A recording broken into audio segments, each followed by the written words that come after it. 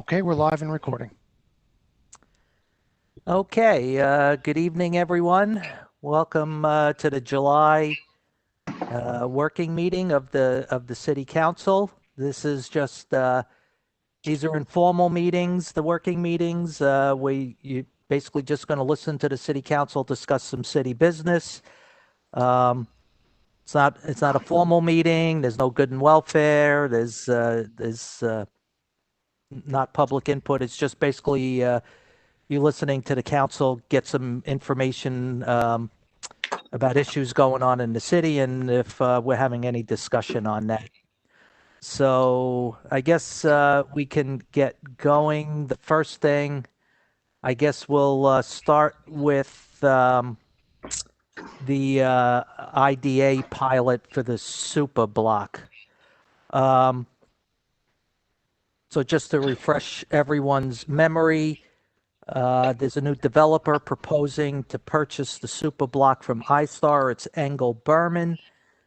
Engel Berman is proposing to build 3 buildings on the site, 2 condominiums with 100 units each, and an apartment building with 238 apartments.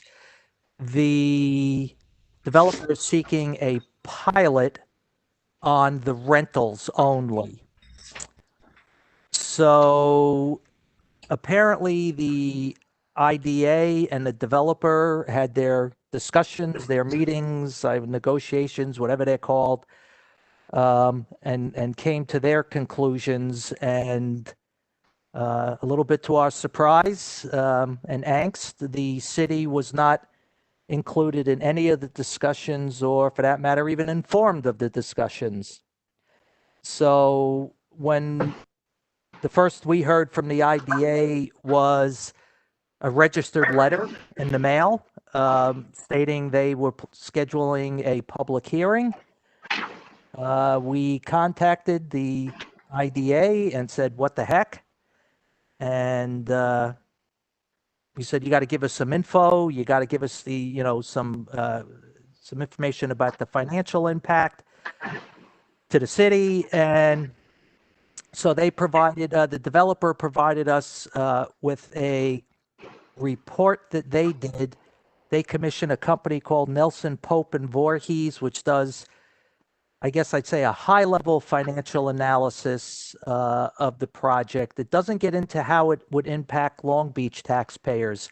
It's more high level of construction jobs it would create, very high level tax revenues overall, but not how it would impact the individuals down here in Long Beach.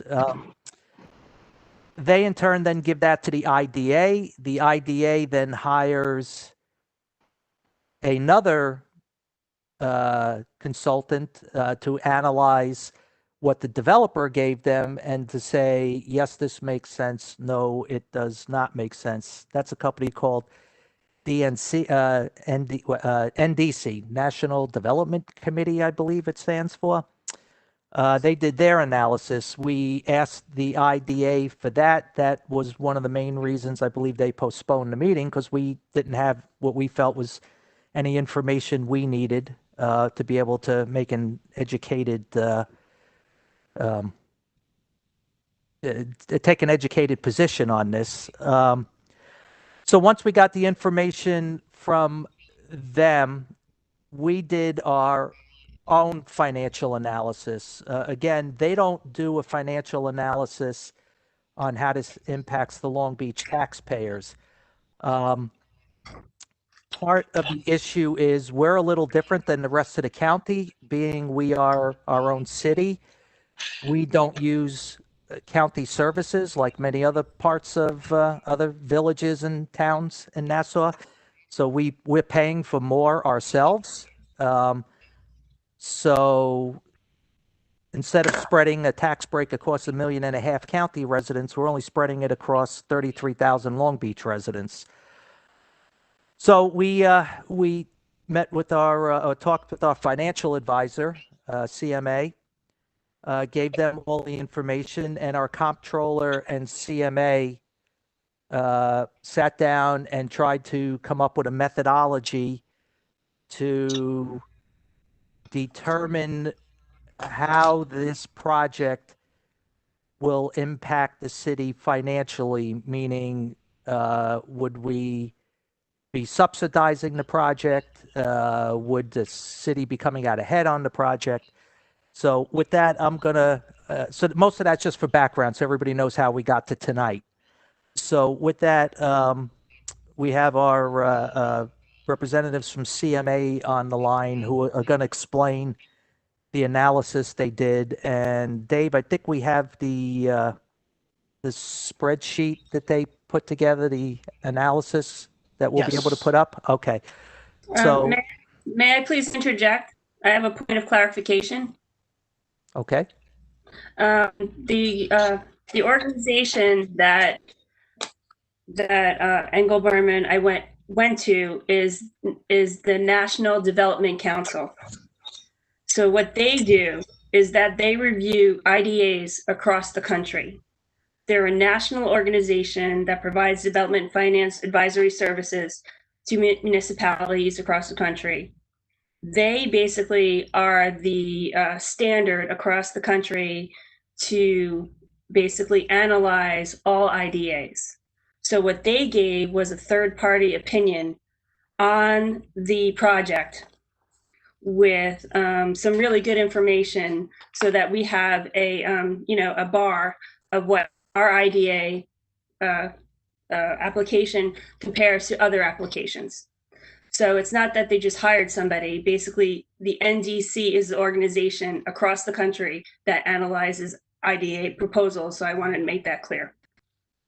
Okay. And I guess one thing that's worth noting too is NDC doesn't necessarily run independent numbers. They more analyze what the developer gives them. So, so that's Factor in opinion. what's that? Is that a factor in opinion? I believe that's a fact. So, so they, so that's why we wanted to do our own analysis, to come up with, again, how it's going to impact the Long Beach residents, which was not part of their analysis. So, with that, I guess it's, Tom is going to speak. Is that right? Yeah. Yes. Okay. Close the door. All right. Tom and Margaret, you're both unmuted. Okay, thank you. Hey, thanks, John. So yeah, as John mentioned, last week we had a meeting with us, Donna, Ina Resnick, the controller, and a few folks representing the development or the developer. They revised some of their analysis, basically what portion of the city's budget would be applicable to this development that it would cause an increase to. What we then tried to do was sit down and isolate the portion of the city's expenses that were going to be directly impacted by additional residents moving in. And what we came to, if Dave, I don't know if you want to, if you can share the analysis, the spreadsheet. It's up there now. Okay. So what we found essentially was that for the early years where the developer would be paying a pilot instead of the full assessed value of the rental properties, the expenses outweighed what the pilot portion for the city would be.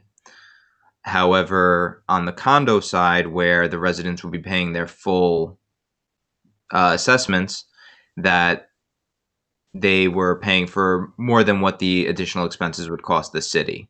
And taken in tandem, that the city in each year would be netting a positive impact. So that the combination of the property taxes from the condos and the pilot payments on the rental property would outweigh the net impact of the expenses to the city, or the increase to the expenses to the city.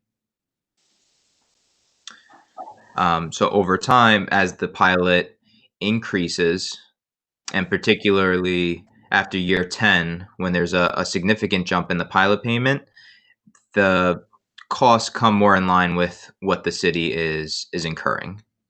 So the pilot comes more in line with what the city is actually paying out.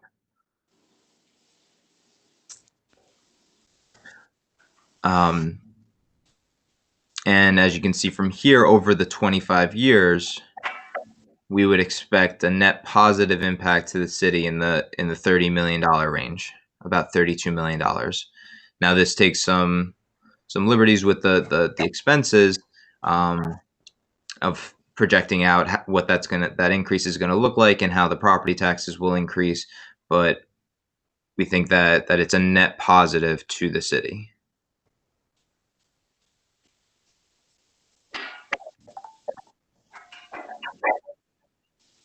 All right. You got anything else, Tom, or?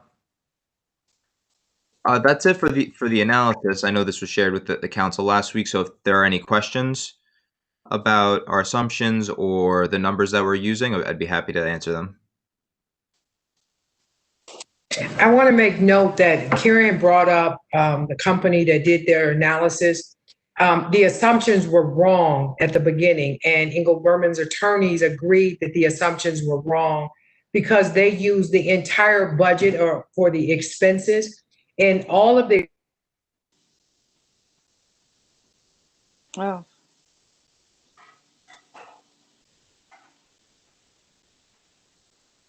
Did Donna stop talking, or I think we lost Donna. yeah, I think it's an internet connection. Yeah. Okay, we lost Donna. Stand by. I think what Donna was getting at was the original Nelson Pope and Voorhees study utilized the $117 million budget of the city to ascertain what the increase to the city's expenses would be. In our meeting last week, they came back and essentially said that that was incorrect, and we agreed with that assumption.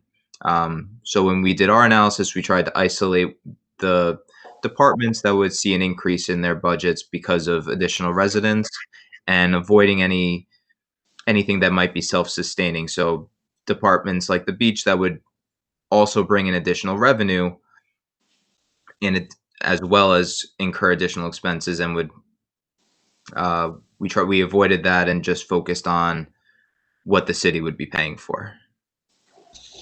That's fine with me. That's Nelson, Pope, and Voorhees that you made the what do you call it? Changes to their assumptions. I was actually talking about the different report from the National Development Council. So again, I'm glad to see that the city and Nelson, Pope, Voorhees revised the assumptions to make sure that everyone's on the same page, which is actually the whole point of the process. Thank you. Well, Nelson Pope and Voorhees did not revise their report. We revised it because we determined it was incorrect. Which is exactly why I said that's great that we all work together to revise the process. Okay, can you hear me now? Oh, welcome back. Okay, thank you.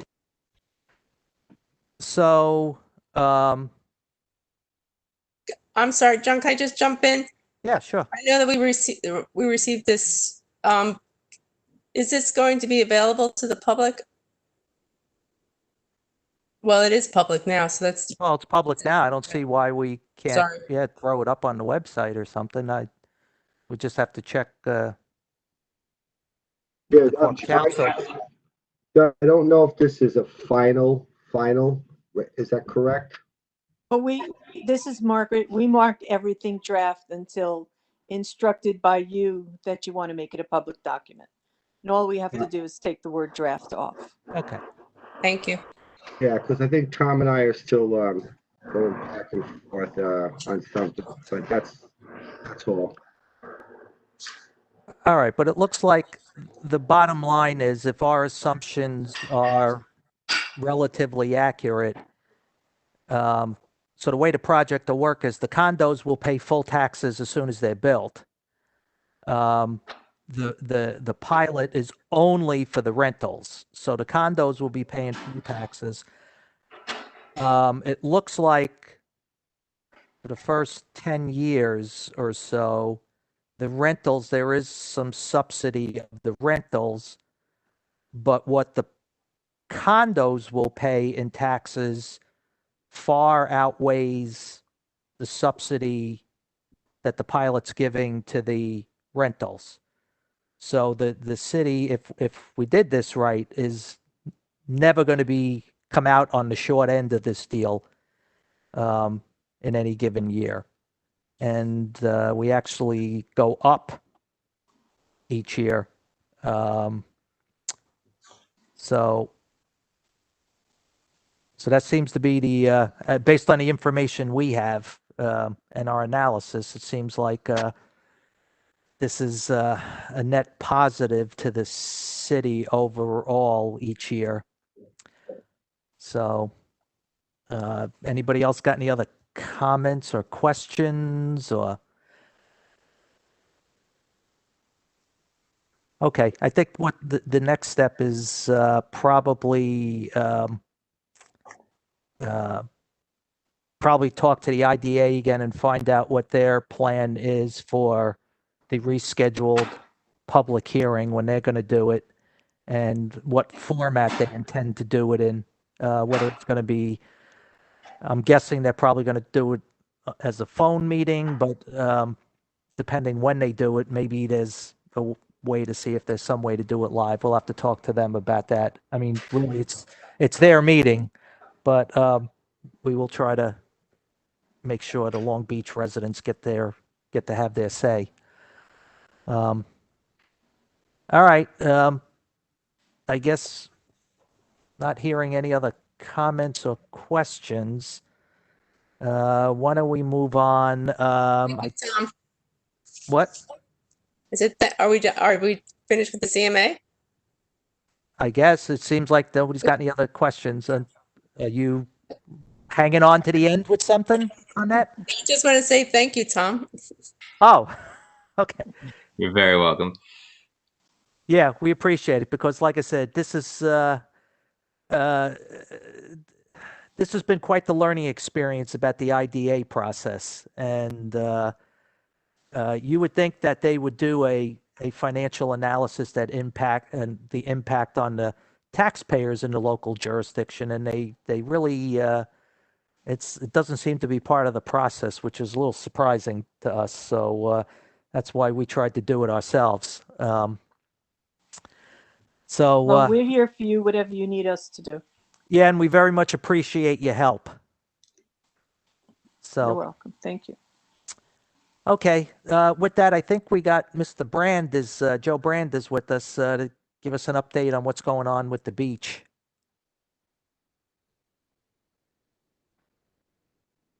As you guys are all certainly aware, and judging by the number of phone calls, messages, and emails that the beach park has fielded since last weekend, our residents have beach crowding concerns. We share those concerns, and let's face it, the secret's out that non-resident daily beach passes are for sale once again in Long Beach.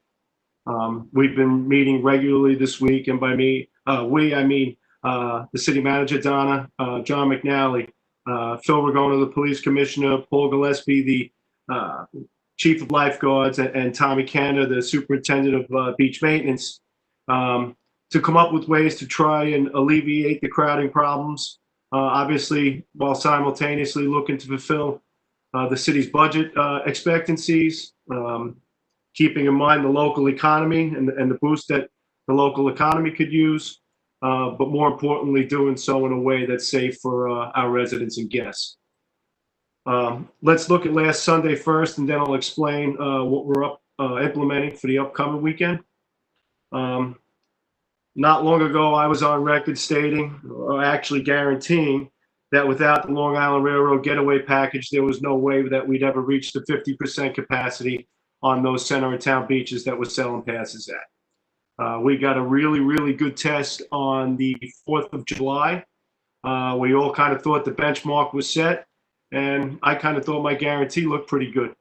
But the numbers don't lie, and this past Sunday, we sold 3 times the amount of passes Sunday as we did on the 4th of July.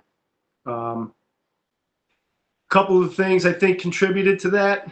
The overall contributor is the fact that as far as leisure recreation, we have no competition. Our boardwalk and our beaches are the only game in town. We've said it once, we've said it 100 times this week. There's no other distractions. There's no movie theaters, shopping malls, ball games to go to, kids tournaments to attend. Everything is kind of just moving at a snail's pace in terms of providing other outlets of recreation, whether it be amusement parks and the like. So right now, everybody's focus is, well, the only place to go and get relief is on the shore. We got, even without the railroad getaway package, we got our first real train surge this weekend. I think the people in New York City finally realized that we need relief, and the easiest way to get it and the safest place to get it without getting shut out is Long Beach. Every beach east of us, from Jones Beach through Lido Boulevard, town of Hempstead, Nassau County, all of those beaches were closed by noon on Wednesday. So anybody that came off the Parkway just continued to drive west, continued to drive west until they reached Long Beach, where we don't have the ability to just shut down access like our counterparts to the east. Again, what goes into closing beaches, it's a collaborative effort. It begins by monitoring what kind of activity in terms of vehicle traffic and train crowd traffic starts at 10:30, or I start with the 10:43 in the morning, and we make evaluations on what we think is going to take place. The lifeguards will patrol the sand and shoreline.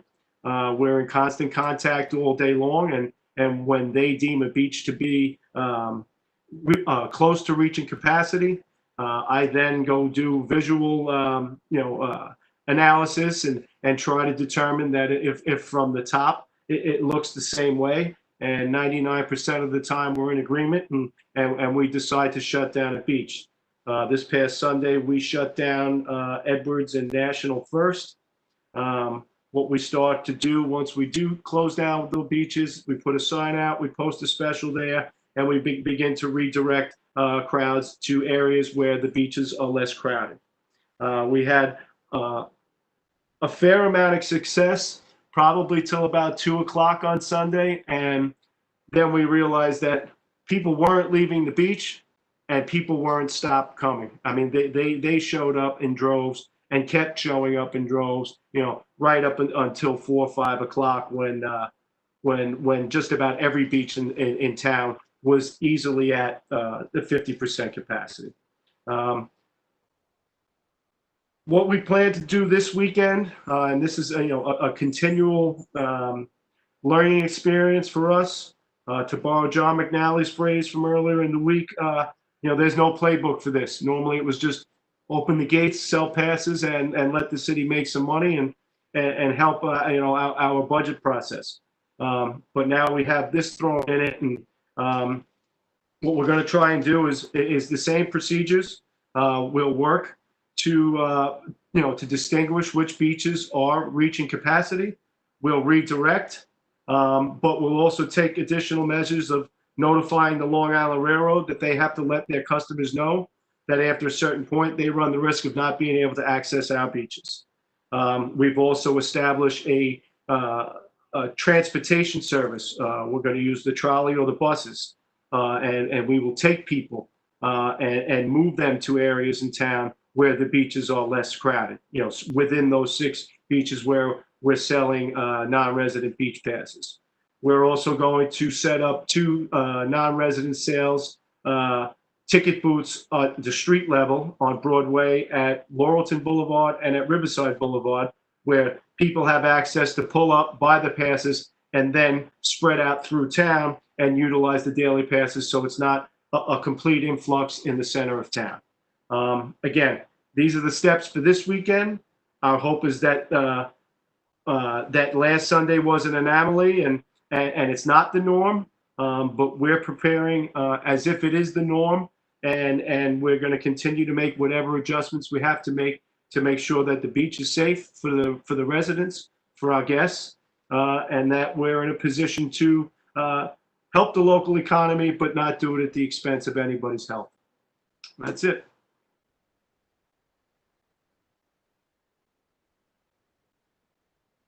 Okay, thanks, Joe. So is the pattern basically, I know we were having early on, the West End and the East End beaches were hitting capacity the earliest, the 50% capacity. If it's the train crowd that's coming in, so they're filling up probably Edwards, National, Riverside, that center area, is towards like, you know, the western end, like towards Grand and Lafayette, or the other end, if you're at Lincoln or something, are those beaches still staying a little on the thinner side, or is it just pretty much even all across now? It's busy everywhere. You know, Chief Gillespie was joking around. I mean, where we've had most of our problems, as you stated, were with crowding was in the West End. And last Sunday, for whatever reason, the West End wasn't an issue for us at all. Down in the East End, Neptune, Pacific, you know, a lot of the locals, for whatever reason, I mean, remember the water was closed because of the rough surf, whether they just elected not to go to the beach that day. Roosevelt, those beaches down east were relatively quiet compared to the center of town. We have an issue at Monroe, and I think Monroe is going to be almost a continuous issue, just in the fact that, you know, the jetty at Monroe is one that wasn't part of the Army Corps project. It didn't get redone. There's very, very little usable space in the Monroe area. That was probably the first one we closed. That was closed before noon last Sunday. We do take into consideration the locals that live there, particularly the senior citizen community, when they come to Monroe Beach and the beach is closed. So we're probably going to be a little quicker on the draw in that area to ensure that if people that are residents that live in the area that may not have the physical ability to walk a beach away to enter, that we can safely put them on the beach as well. So again, the body of work that we have is still pretty small. You know, let's see what happens this weekend, and if we're back to the drawing board, we're back to the drawing board. But we don't want to just throw in the towel and say, you know, we're not selling passes to non-residents this early in the game. You know, let's face it, we could use the money, but we don't have enough of a book yet to tell whether we can expect this every single weekend or it's going to be closer to something we experienced on the 4th of July. All right. Well, it's supposed to be in the 90s Saturday, Sunday, yeah. Monday, and so I guess we'll find out. Yes. If we're going to get it, it's going to be this weekend. I think tomorrow's supposed to be a little sketchy, but Yeah. otherwise, That comes right back. But right, Saturday, Sunday, Monday, it's going to be interesting. Anybody else got any questions for Joe? Or the one other thing I would add, John, is particularly what we're seeing in the West End when we've, you know, Joe mentioned that it was not a major problem this past Sunday when we were experiencing a little bit of a rush in the middle of town. You know, I'll reiterate what we said at the last council meeting, that the West End, we're seeing overcrowding, and no small part of that is large groups, where we've seen firsthand that, you know, a group of 10 goes on and then one person collects the other 9's tickets and goes back out to the street. So we are working to be really aggressive to really do beach sweeps. So we'll warn anyone out there, if you know, not only is this, you're getting kicked off the beach if you're on there without a pass, but you're getting a fine as well. So we need to make sure that that practice really starts to settle down, and we are going to be aggressive with it again this weekend. okay, and I guess maybe Phil could touch on that a little bit when he talks about what the specials are doing in that area. Hey, John, Yeah. I have a question for Joe Branch. If you could just explain the process where the non-resident daily beach passes were sold before, and what is changed going forward? He mentioned Riverside and Laurelton. Is that going to be adding to what's existing places that are sold, or this is like a change of something? That's question number one. And the method of communication when you have to close a beach pass or direct a beach and direct people to go to a different area. Is Joe in touch with Phil, in touch with the specials, in touch with the beach park ticket taker supervisors, just so they can move people to where they should pay and go on the beach? I just want to understand that process. Okay, like I'll touch on the first one. The first question was the locations that we added. We added 2 locations at the street level at Laurelton and Riverside Boulevards. We do sell passes at both of those areas on the boardwalk. The thought process here was, let's take Laurelton, for example. People can pull up in a car, buy a non-resident daily beach pass, or several non-resident daily beach passes, and they don't have to be concerned with going on the beach right there. Similarly, at Riverside Boulevard, if somebody walks up the boardwalk ramp, goes all the way to the ticket booth, and buys their beach pass, they're going to want to go on the beach there. So if we can have them purchase the passes ahead of time, it now allows them to use that pass anywhere in town.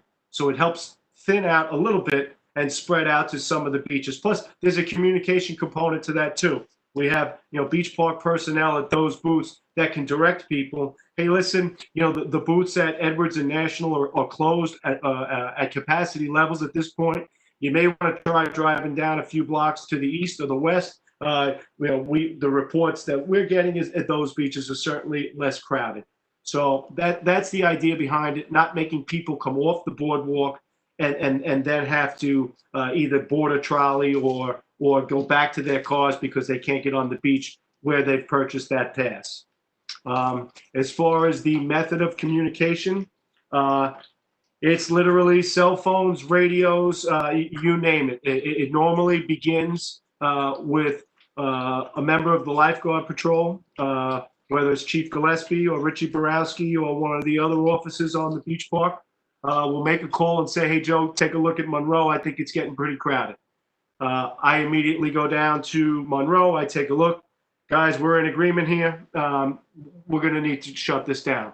I then, in turn, notify the beach park office, their supervisors. My first call is to Phil Ragona or the special supervisors to get specials patrolled there. And then once we get everybody in place, a beach park supervisor, a police special, and normally myself, just to kind of alleviate the initial disruption in service, we'll man it. We'll put the sign out. We direct people in opposite ways.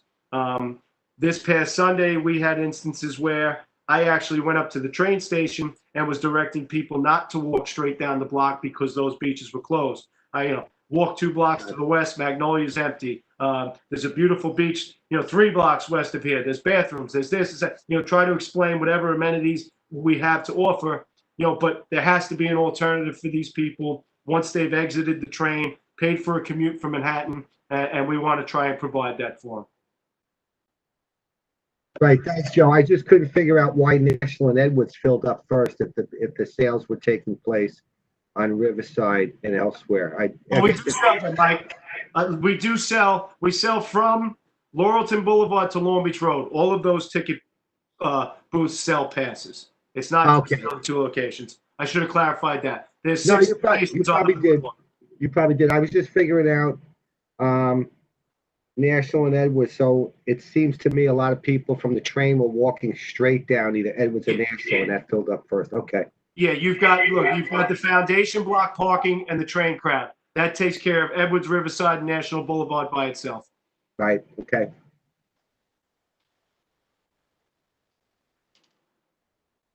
And the last question, Joe, the method of payment, are these people paying by ATMs, credit cards, cash? Cash, credit. What's that? Cash and credit. Yeah, I just want, how is the Wi-Fi systems in that kind of signal on the boardwalk? Not that great. Yeah, I figured. That's No, it's a challenge, you know, and Dave Frazier could probably speak to it better than I can, but it's a challenge, you know. There are days where it craps out. There are days we have, you know, when there's a heavy influx of cell phone use at the beach and it's that crowded, there's delays. It's not perfect, but it's working. okay. I figured you'd have some kind of issue with that crowd. Thank you, Joe. No problem. All right, thanks, Joe. Hi, it's Liz. Okay. I just have one quick question, Joe, and I'm sorry to put you on the spot. Do you have any, I know that administration is working hand in hand with the governor on his updates, but I've heard some residents that are curious about our spray parks and the ice arena. Do you have any anticipation on that, or we're just waiting for the governor to give it the next ruling? I'll give you the schedule that's on my calendar. And I mean, look, we've erased them and made contingency plans as we've gone along. But right now we're actually making tremendous strides. The sprinkler parks will be open tomorrow.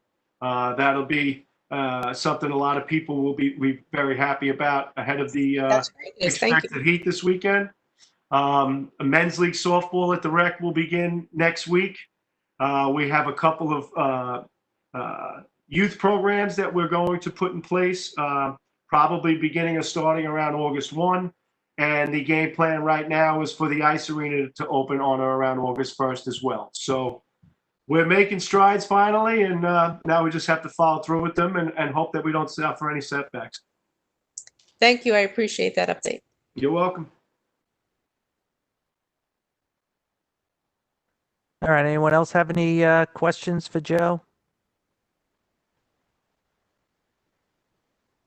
I think just the one other thing that I would add is we are going to be trying to push people to the Long Island Railroad parking garage this weekend. We're going to have electronic signs out and other directionals. So when folks are coming in from out of town from their cars, hopefully we're getting them off some of the residential and we're giving free parking at the Long Island Railroad parking garage. So, you know, it's one of the other things that we're tinkering with to see how effective that might be so we can reduce the impact on our residents. Okay. Well, that's a good thing because we've kind of underutilized that garage. So that'll be a good thing. Anybody else got anything related to the beach? All right. Why don't we move on then to Bill Ragona, our acting police commissioner. I think he wants to talk about some enforcement issues. Okay, Phil, you're unmuted. Okay, I got you. Good evening, everybody. First, I'd like to start off by saying, Joe, that was terrific, your report, and you're doing a terrific job, and you really are doing an outstanding piece of work out there on the beach. I'll be as concise and succinct as possible to try and fit into the 8:15 time frame we have. All I really want to speak about is, obviously, we've been getting a lot of questions, a lot of concerns, a lot of issues raised about social distancing and face coverings. So my line is always facts before acts. Let's know what we can and can't do before we start to answer questions from our residents and from the public. So as far as the our governor's state executive order in regards to wearing face coverings, you are not mandated to wear them. I wish that everyone did, but you are not, when you're outside, mandated to wear a face covering. So if you can socially distance, you should have it on you, on your person. If you can't socially distance within 6 feet, then you should have a face covering on. The issue on the boardwalk is this: if you are closer than 6 feet apart and you don't have a face covering on, the special officers are the primary law enforcement officers, certainly during the day on our boardwalk. They do not have the authority to arrest someone. And it is an arrestable offense, by the way. It's not a simple summons. It's a B misdemeanor, and it's an arrestable offense. I don't think our goal as a city is to lock up Mr. O'Brien, Mrs. Jones, for being 4.5 feet away from somebody without their face covering on. I don't know if that's a good look and a good optic. So they know, and they're directed to be good ambassadors on the boardwalk. And when they see people that are gathering, that are clustered, that are on the ramps, to advise them politely and respectfully, you need to separate. And they're reminded of that daily at their roll call. As far as our police officers go, they can arrest somebody for that. And we've only had, I believe, fortunately, one instance in the West End last month where we had to issue an appearance ticket and do the arrest paperwork on a large house party where there were 120 people filming. I believe it was some type of video, and they were literally, it was a real hazardous condition. In that instance, we had to take action. But I don't think the goal is to do that. The goal is to have voluntary compliance. The goal is to advise and be an ambassador. Tell people that you have to separate. And that's what we're doing. There's an issue about the police officers and specials with masks on. They are not required to have their masks on. And in fact, it's very, very difficult to perform your job with a mask, a face covering on.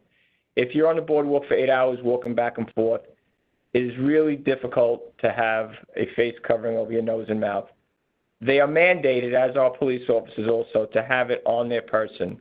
If they have to encounter or approach, speak to someone when the distance is going to be less than 6 feet apart, well, then they're required to put it on. They know that. So you get some complaints about why aren't the police officers or the specials wearing a face covering? Because it's really not a safe thing to do if they can distance, and it certainly is not healthy for them in the instances that they're in, certainly on the boardwalk and for police officers on patrol. But they do know, and there is an order that they have to have it on their person to put on if they have to address somebody in closed quarters. The violations on the boardwalks that we have, and we get a lot of questions about, and I'll just go a little aside here, is in regards to the other violations. That's the bikes on off hours, the electric bikes, the skateboards, smoking, and we're very strict on that. And the specials do have the authority to issue municipal code summonses, obviously, you know that for that. And they've issued over 500 summonses for those violations. In regards to beach crowding, they're out there. We have our Rangers and our ATVs. The Ranger is like a golf cart on the beach, and the ATVs in the West End and the center of town. And what do?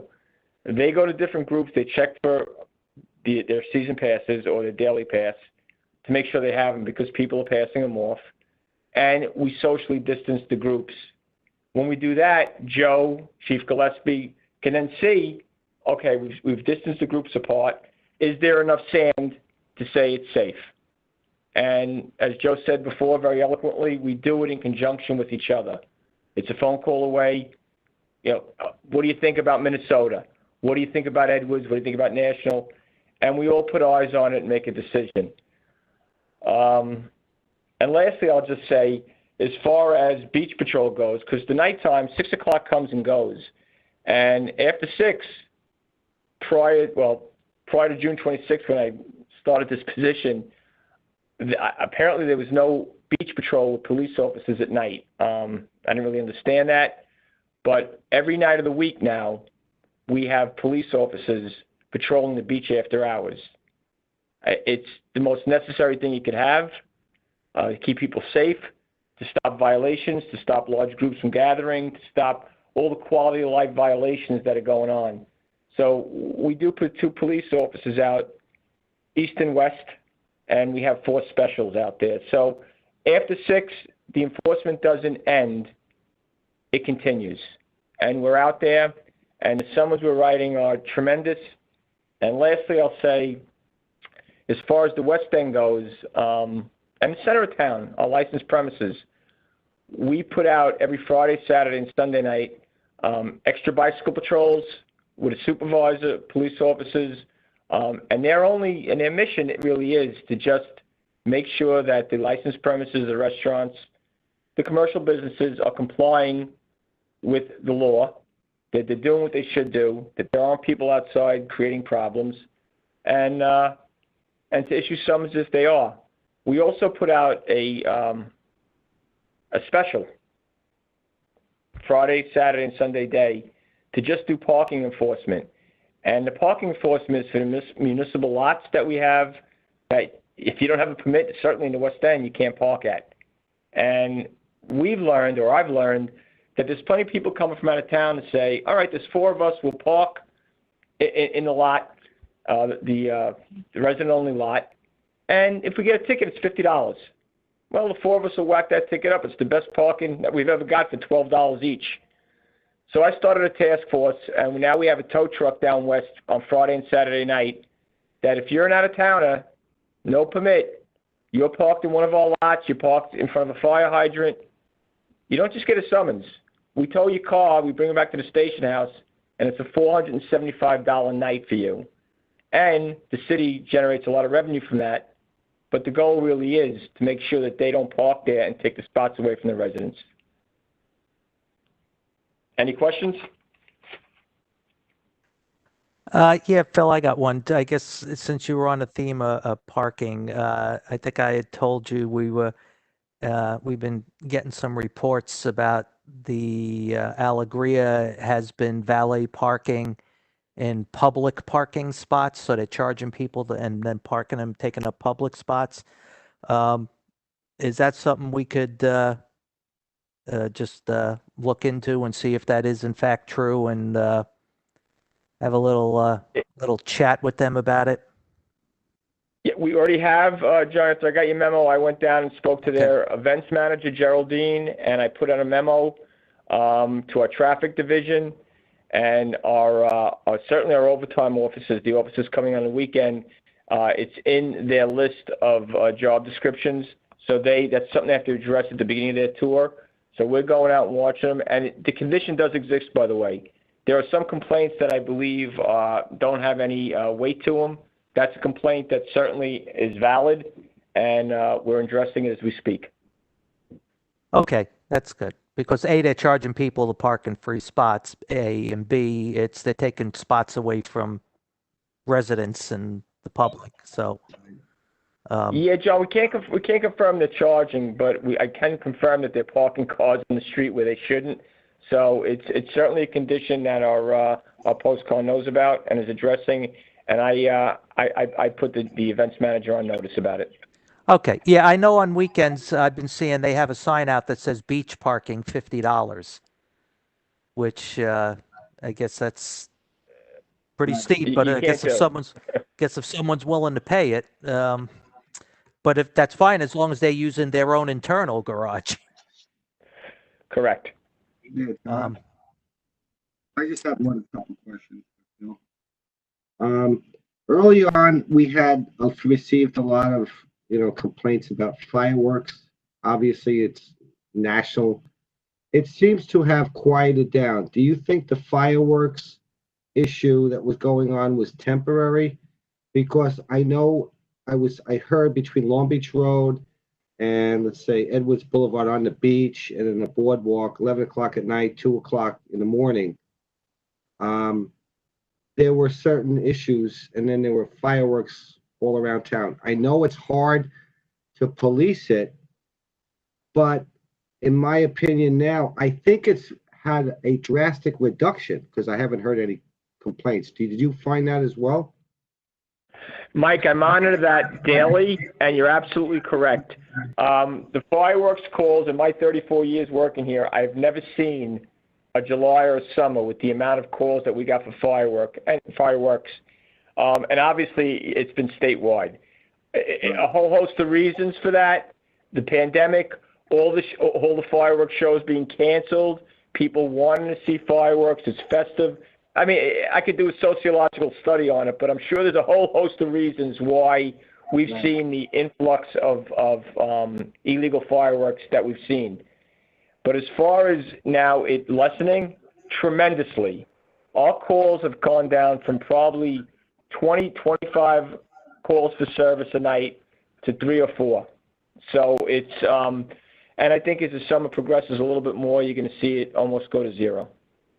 Okay, and the last question, thank you, Phil. The last question is, I know we like to change behavior. Behavior is changed by, you know, a punishment. A punishment is usually a fine. A fine is an appearance, and then you got to pay a fee or you have to do some kind of service. It's great that a lot of violations or summonses or, you know, are written. Do you find, or do they find that a lot of these people are, I hate to use this term, but they're not knowledgeable about the way they should conduct themselves in Long Beach? Or they're the type of people that say, I don't mind, catch me if you can, because I'll get a ticket and, you know, I really don't care. You know, I won't do anything with it. Do you have any idea about that at all?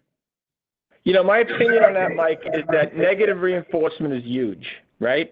So if you believe that there is an omnipresence of police and you believe you're going to get caught and you believe you're going to get served with a summons and that there's going to be a monetary impact to you for that antisocial or illegal behavior, whether it be urinating in the street, open alcohol, I believe that stems or stops that action. And I try my best to drill it in to the police officers that you need to be out there and you need to be issuing the summonses. I met with our judges also, and I think we've talked about it, Mike, in regards to adjudication of summonses. And I'm certainly not a judge, and I'm in no position to tell one of our city court judges what to do. But I've voiced my concern about summonses being adjudicated possibly without the fines they should be, because I've heard it. I don't know that factually. This is what I've heard, and I spoke to both our very esteemed judges about my feelings on holding the person who commits these quality of life violations feet to the flames. Because if you're going to do this in our city, if you're going to urinate in the middle of Beach Street, if you're going to walk around with a beer in the middle of Park Avenue, well, you know what? Go back to Franklin Square and do it, but not here. And if you do it and you get caught and you get a summons, you really should be held accountable. And both Judge Miller and Judge Klein were in agreement with me. So we'll see how it goes moving forward. Great. Thank you, Phil. You're welcome, Mike. All right, and just wanted, since you mentioned quality of life, just not that we have to talk about it, I just want to bring it up that we've been getting complaints again. I know Mike is in particular, but I've been getting them too about Mio Posto. So we might want to pay some attention to them. Speaking of quality of life and reinforcing what being a good neighbor is. It's done in its supposed condition. They're required to go 3 times during their tour to Mio Posto to make sure that they're not operating. They don't have a cabaret license. I've looked into it, John. Cabaret license mandates that if you have more than 2 people playing music, you're in violation. Because that's what I've heard. The complaints I've heard that they have a band or live music, and I don't know if it's more than 2, but the police officers certainly do. And if they do, I said it's a 0 tolerance. They'll get a summons. Their tables on the sidewalk on Beach Street, loud noise. We've gotten numerous complaints too, and we're addressing it, and it's come out in a memo to our West End post offices. Okay, great. Thanks. You're welcome. Thank you. All right. Anybody else got anything for Phil? All right. Thanks, Phil. You're all welcome. Thank you. And let's see. I guess next, let's hear from Simone. I guess got some stuff with the MLK to discuss. Okay. Good evening. Essentially, the MLK Center is around and is supposed to provide services for residents. Now, currently, the lease that we have with the existing not-for-profit that has been working in the building had expired quite some time ago, and they're operating in a holdover situation. So we have been approached by a couple of not-for-profits that have expressed some interest in, potentially being able to provide additional services than what are currently being provided there. So we have been talking about the idea of putting out a request for either proposals or qualifications for qualified not-for-profits that would be able to provide services to the community out of the building. And we think that this might be a great way to go. We could have more than one organization in there, which we currently have one. We could have more than one providing various different types of services. And this is pretty much something for discussion, I guess, with the council as to what direction you'd like to go in with respect to, the current handling of the MLK building and just the services to the community. This is Karen. Can you talk a little bit about the history of the building? I thought it was a city building that was built in the 1960s. I'm not completely familiar with the history of the building. I think you are correct that it was built somewhere around that time. And there has, as I said, been a very long-term lease with a not-for-profit. As part of that lease, as that lease expired, but as part of that, certain conditions did require building maintenance and upkeep and repairs to be done by the not-for-profit that was occupying the building. However, it's my understanding from Tommy Cantor and some of the other building maintenance people that we are still providing, I guess, repairs and updates, and a number of parts of the building have fallen to somewhat of a disrepair. And it's fallen back on the city to do these repairs, even though that wasn't necessarily what was originally contemplated. So we are incurring that cost. Wait.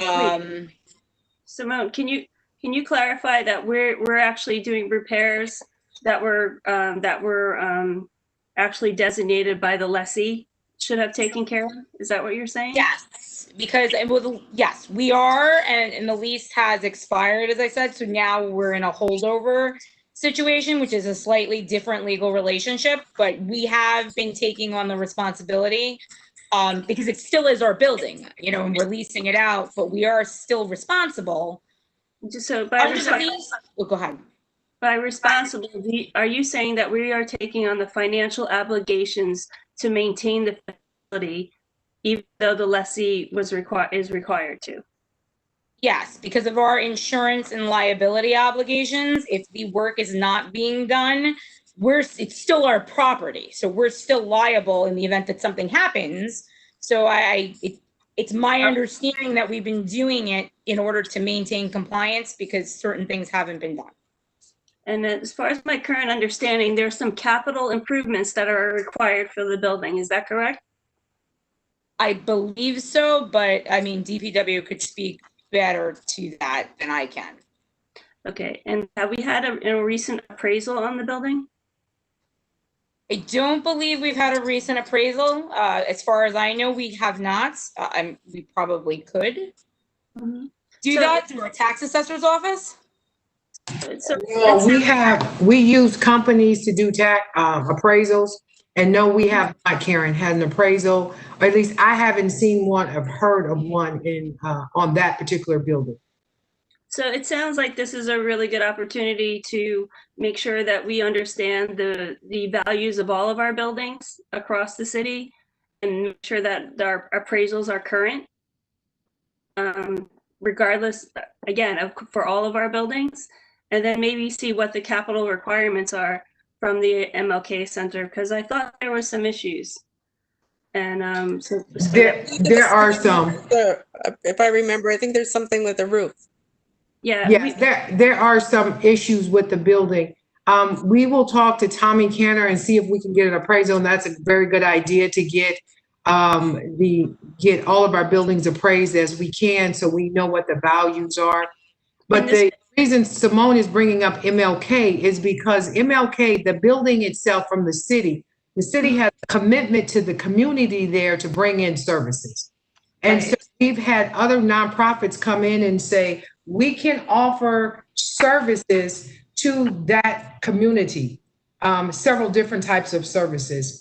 We do have a lease, And so one of Simone's tasks was to look at the lease, to find out we're in compliance where we are, and find out what the board's pleasure is with the building. Do you want to go out for an RFP to see who else can bring in services? It's not to say that the agency is there now they would have their chance as well to bid or send in something for the RFP. It also means that there might be more than one agency in. We have to take that community and that section of the community and see what services they need to make sure that if the city is saying that the MLK building is a building that will provide services to that community, that we're hearing the residents and that we're also in compliance, because as you well know that we have RFPs out for the Magnolia Center and for the ice arena. Okay. We're bringing in additional people. I wasn't aware of that. So it sounds like that we're going across the board. We're doing RFPs for all of our facilities, all of our services to make sure that we serve the residents as best as we can. So it sounds like this is the right thing to do. It's a due diligence process, and I'm glad you're bringing it up. So thank you. I'm sorry to interrupt.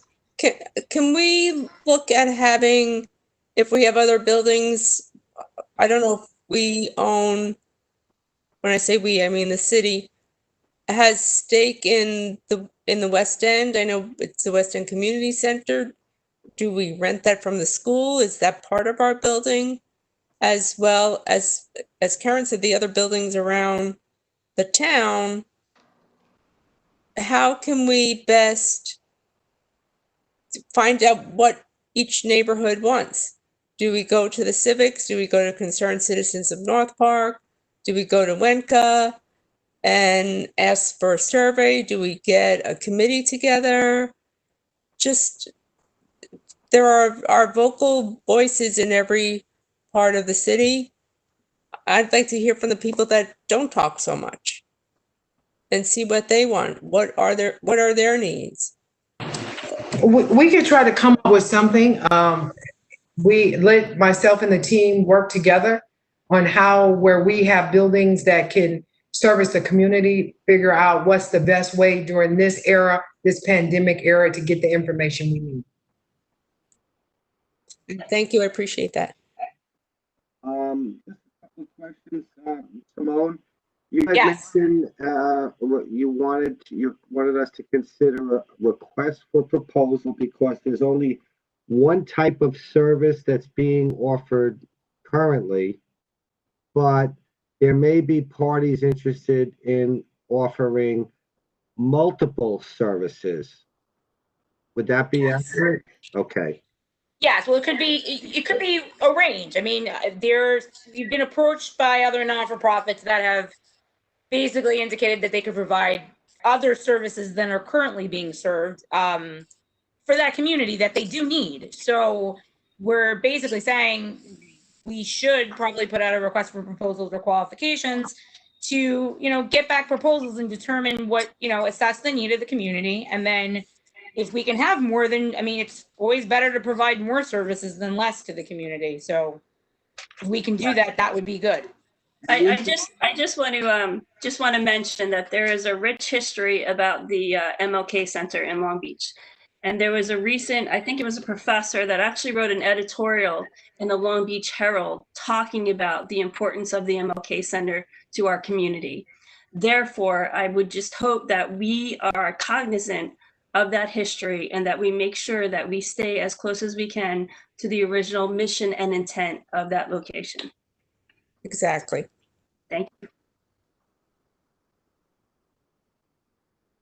Like Liz said, I think community input and their needs, and if it's not being provided for, and that should be incorporated in the soon-to-be future RFP. So collectively, all bases are covered. The one question I have, is there somebody or some group or some organization that wanted to come in to help distribute, whether it's like a vaccine testing site or something where they couldn't because of a conflict? No? Okay, Not that I'm aware of. okay.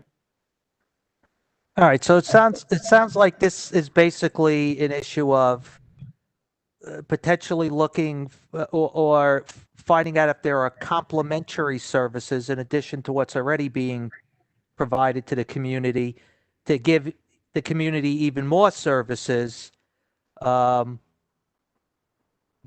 perhaps other organizations might be able to bring in. So it sounds like it might be a case where, I guess this is, I call it, it sounds like we're in an information gathering phase right now. So this is more finding out what other services might be available, who might be able to provide them.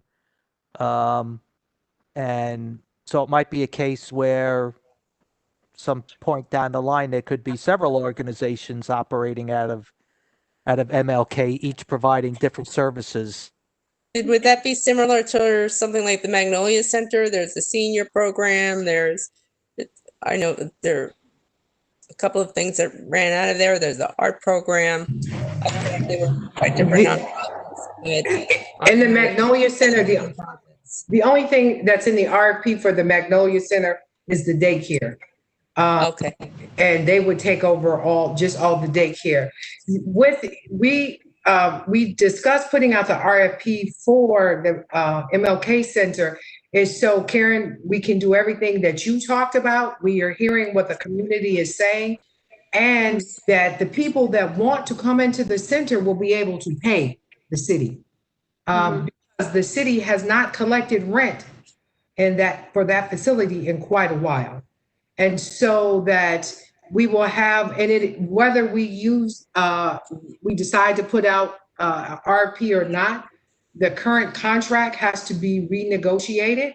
And what we're doing, just not for contracts with buildings, but if we have contracts with vendors, we are now going back out to RFP to see if we can get some of our goods and services at a cheaper price. So it's not that we're picking on any one particular building. We're doing this overall in the city where we can save money, and where, we can bring more services.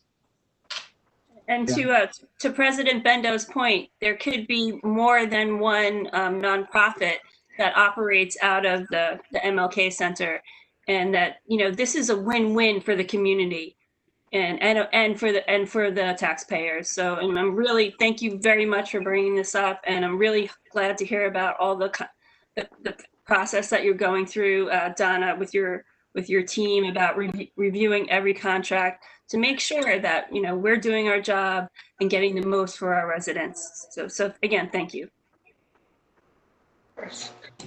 Thank you, Karen. I will share that with the team, because it's just not me. It takes a team of us to do it. So I will definitely share it with the team.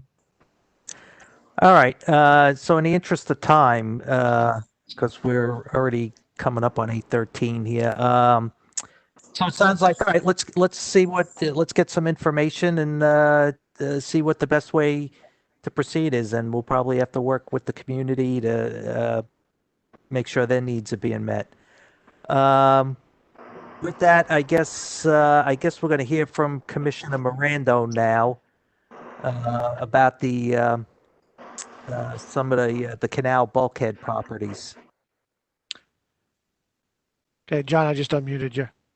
Okay, good evening, everyone. I had put together a list of the 30-plus projects that are going on, capital projects, and skimmed it down to about 10 pages. I can skim through that quick because I know Councilman Delory had a few questions he sent over an email. And then I was going to cover the issue with the public property on the canals where private property owners have taken over and built various things on it that have just recently been removed for the bulkhead project. So if you want me to do that, I'll try to go through the summary. You all have the summary. I think City Manager Gaydon sent it out to everyone. So Yes, thank you. So I'll further skim through it and try to give you the highlights. In terms of road overlays, in 2019, we did 21 road segments were overlaid with asphalt. 11 of them were at the cost of the city at $654,930. The remaining 10 were paved by contractors employed by either National Grid or PSE&G. We had made a worked out with PS&G, rather than just paying road permits and just having to do trench repair, that they would do curb to curb paving at their expense. So as a result, we've gotten a lot more segments of overlays on a lot of roads. And there are about 10 more roads that National Grid is working on now that will be overlaid this year. For this year, we have about $330,000 left in the capital budget for additional overlay projects, and Joe Fabrizio and Brooke Anderson are out presently reviewing all the past grades on streets to determine which roads would be the most likely to be overlaid.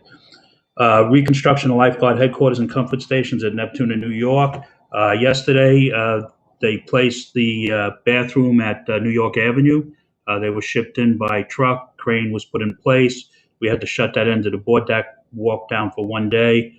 That bathroom is in place now, as along with the what they'll call the West Lifeguard crew quarters attached to the building. Chief Gillespie looked at it. He really liked the way it came out. Now they're working on hooking up the plumbing, hooking up the sewer water, and electric, and that bathroom will be in operation by the end of July. Next week on Tuesday, they will be doing the same thing. They'll be setting pads down at Neptune, and they will locate the crane there, and the three pieces of that building will come in, which is the bathroom for Neptune, and will include the East Crew lifeguard headquarters. That should be in operation by the end of July, also maybe by the first week of August. If it's not, the contractors agreed to pay for the bathroom, continue with the temporary bathroom at that location. Lifeguard headquarters is still being constructed off-site and is a little bit behind schedule and probably will not be installed till September or October of this year, which will then give the lifeguards all winter to put the building together, put all the different equipment they're going to need inside in terms of radios and communication. The North Shore Bulkhead project is moving along very rapidly. West Bay is completely done. The concrete cap has been installed. The fencing is back up, and people are starting to reinstall their docks. There is still some painting on the water side that the contractor is working around high tide and low tide to paint the outside of the existing steel bulkhead. The Heron Canal is substantially complete. We're just waiting for check valves for the weep holes, and in addition, some additional soil on the grass areas. And the contractor is working on the Doyle Street now for that canal, and is more than halfway through with just a bulkhead. Drainage improvement project. This is a GOSA project. It's going to be a $5 million project. This will take care of National, West Park Avenue to the boardwalk, National Boulevard, West Park Avenue to Boardwalk, West Park Avenue from New York to Nevada, Vine Street between Long Beach Road and Park Place, and this will include a pump station at Tennessee. There needed to be a permanent generator there, which I think would have become unsightly for the residents that live on Tennessee. So what we're going to do, we've made a recommendation, and this is in GOSA's hands right now, to locate the backup generator at the Indiana Firehouse and then trench the power lines over to the pump station. The pump station is obviously underground. Office of Emergency Management is complete. However, we will be asking on the agenda for July 21st to increase the purchase order to the contractor. That purchase order, or those additional funds that were required for some issues that came up, have already been approved by GOSA, and the funds are available from GOSA, so there won't be an outlay for the city. But because it exceeded the original purchase order, we'll need a resolution, and that will be on the agenda, council's agenda for July 21st. The Critical Infrastructure Protection Project, as you know, that project came in quite over the estimate by about $11 million. We worked with the low bidder and reduced his cost by $2.5 million.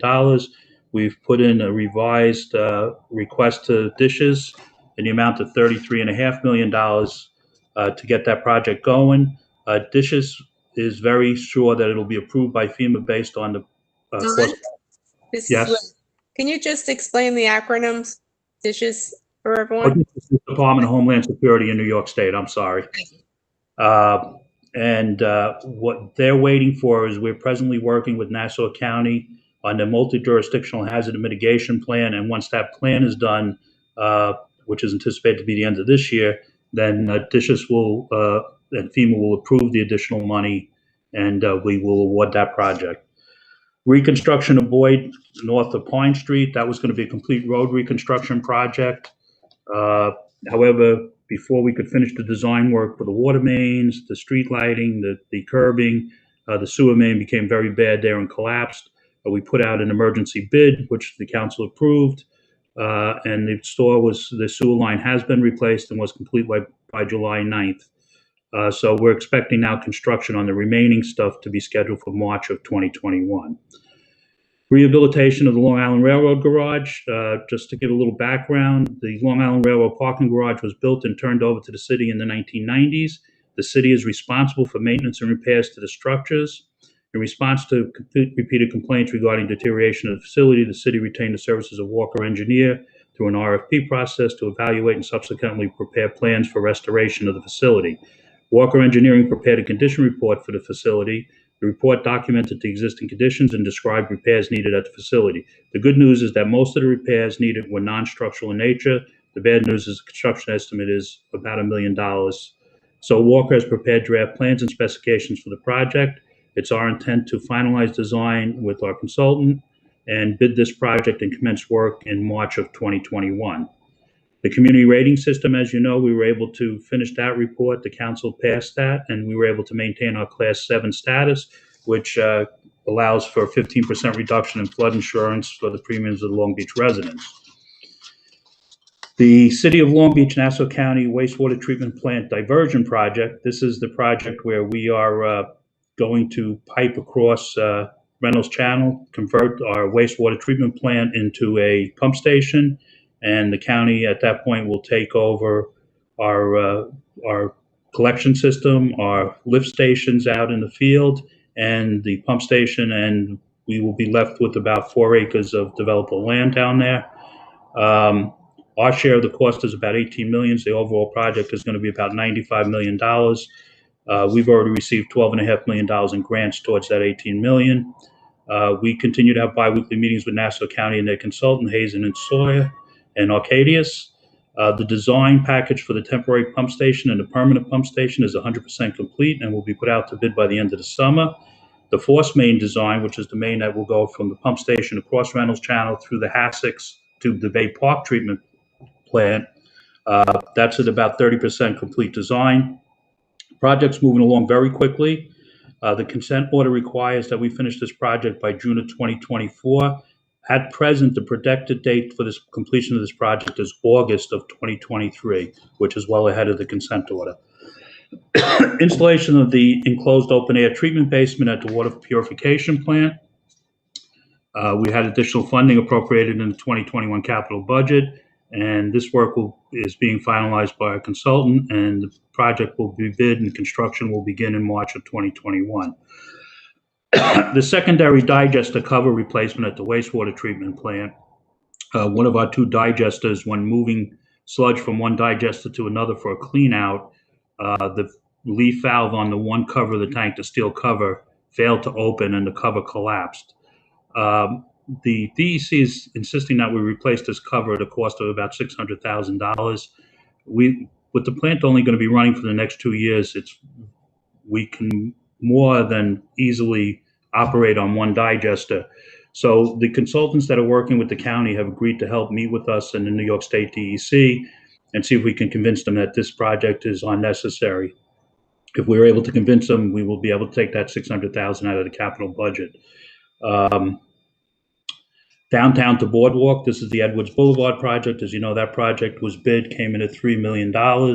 When we have $1 million grant and $1 million allocated in our capital budget, we reworked the project by removing all the work south of Broadway with the exception of the bike lanes and the bike lane signage, removal of all landscape items, trees, shrubs, etc., and removal of test pits for the water main offset items.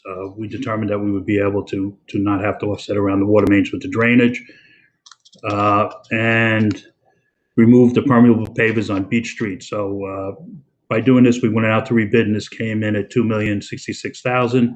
As soon as the New York State Department of Transportation approves the bid, we will be coming to the City Council for a resolution to award the project. We anticipate construction will probably commence in September of this year. The walks utility upgrades. Additional funding was appropriated in the 2021 capital budget for this project. Currently, $1.78 million is allocated. This will be to undertake phase 1 and 2 of the project, which is approximately $1.7 million. So we'll be finalizing the design for the water mains and sending this to the health department for their approval. Under this phase, new water mains will be installed on Walnut and Olive between New York and Lindell Boulevard. All homes that are services off these thoroughfares will be transferred to the new mains. All remaining homes will be addressed in phase 3. So what's going to happen in phase 3 is that the services will be run from these new mains into the walks by sidewalks, and then we'll eventually be able to kill all the live 4-inch water mains behind the homes, take them out of service, which will make it a little safer for the homes there from leaks and what have you, and give them much better water service and water pressure. And then once that's done, we'll be able to move in the 4th and 5th phase, which is to replace the sewer lines behind the homes. We can't have the easement's not big enough behind the homes to have both the water main and a sewer main. Years ago, they could do that. Now you have a 10-foot separation requirement. The next several projects are all FEMA Public Assistance Program hazard mitigation projects. These are all paid for by FEMA, and these are all in various different stages by our 3 consultants. First one is for the ice arena. This is a $500,000 project. We'll replace the front entry doors with flood-proof units, install stop log systems in front of all remaining doors, replace windows with flood-resistant units, seal all exterior penetrations, fortify the exterior wall surfaces by wrapping the building with a fiber-reinforced polymer material.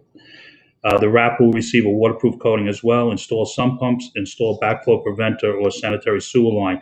As part of this project, we will be repairing that settlement on the east side of the building. What's happened, the east side of the building, the steel deteriorated so badly that the weight of the steel is on the doors and you can't open any of the doors on the east side of the building. That design is about 10% complete now. This, we have a public assistance hazard mitigation plan for the Martin Luther King Center. We've been approved in the amount of $351,846 to perform the following work. Strengthen the masonry wall through the installation of grout into the masonry block. Strengthen the corrugated steel walls through the application of a fire-reinforced polymer wrap and waterproof coating. Having a similar problem on the metal portion of that building that we're having at the ice arena. Installation of flood-resistant exterior doors. Installation of backflow prevention devices on the sanitary sewer system so you don't get sanitary sewer backing up in a high flow time. Installation of sump pumps. We also have a hazard mitigation plan project, which has been completed at the West End Community Center. That was a $157,000 project, and this was a stop log system at all points, potential water infiltration around the perimeter of the West End Community Center, including windows and doors. And that project was completed in June. The next 8, and I'll just refer to these as HMPs now instead of saying hazard mitigation plan over and over, is the animal shelter. We've been approved for $137,133 to perform work at the animal shelter. Again, it's replacing doors, flood proofing, all similar type things, sealing exterior penetrations, installing backflow prevention devices on the sanitary sewers. We have a hazard mitigation plan or an HMP for City Hall, which has been approved for $1 million. This was held up a little bit by SHPO, which is the State Historic Preservation Office. They felt that our building, City Hall, was of historical significance, believe it or not. And so they approved an additional $58,000 for that study. That draft report has been submitted to SHPO, and we're just waiting to hear from them. And once they find the report is acceptable, then the consultant will finish the design for that hazard mitigation project. This is the largest hazard mitigation project we have, is 150 West Pine Street complex. That complex houses sanitation, street maintenance, and beach maintenance, and all the equipment for those departments. So we were granted a little over $3 million to perform that work.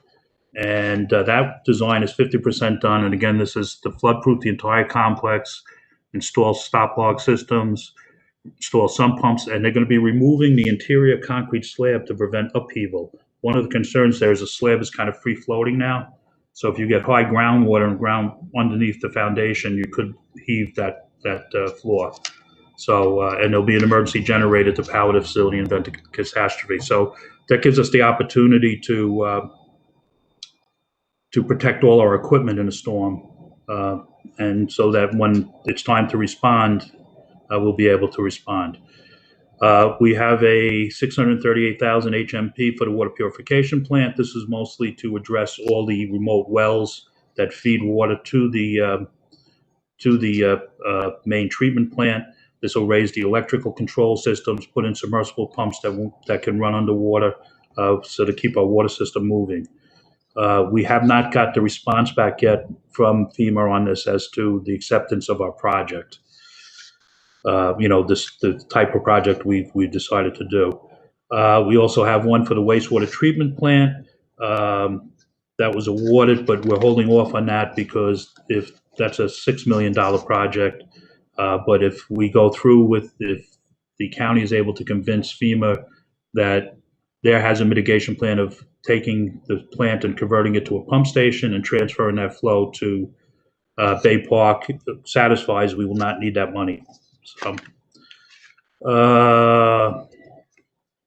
we have an on-call sewer maintenance contract, requirements contract for $100,000 in the capital budget to do sewer main lining with National Water Main Cleaning. We're just waiting for a sewer main that's having problems before it gets to the point that it's collapsing, and then we'll be able to do some of that work. City Hall maintenance repair that's was put in the capital budget this year. This is to repoint and replace lentils on the City Hall. We have a lot of leaks coming through the building, and until we stop the main structure from leaking, it's really difficult to repair anything inside the building. So that's an important project. Then we have the removal and replacement of the 1 million gallons water storage standpipe. The plans to take down the standpipe are well on their way. As a matter of fact, we're going to be advertising for bids on July 23rd. Bids will be due back August 13th, and we will award that at the first meeting in September, which I believe is September 1st. That will take down the steel pipe and make room to then do the design for the permanent water storage tank that will be putting up a new 1.25 million gallon tank that'll have full use. The standpipe, we only get about 30–40% of the use because once the water lowers in that 30–40%, the pressures go down and it doesn't provide enough pressure. The new tank is going to be about $8 million. We put in for a grant last year at the request of Senator Kaminsky. We did not get that grant. However, we think we might have a better chance to get it this year. Now would give us up to $3 million of that cost for that tank. I think that project is probably one of the most important projects for the water system.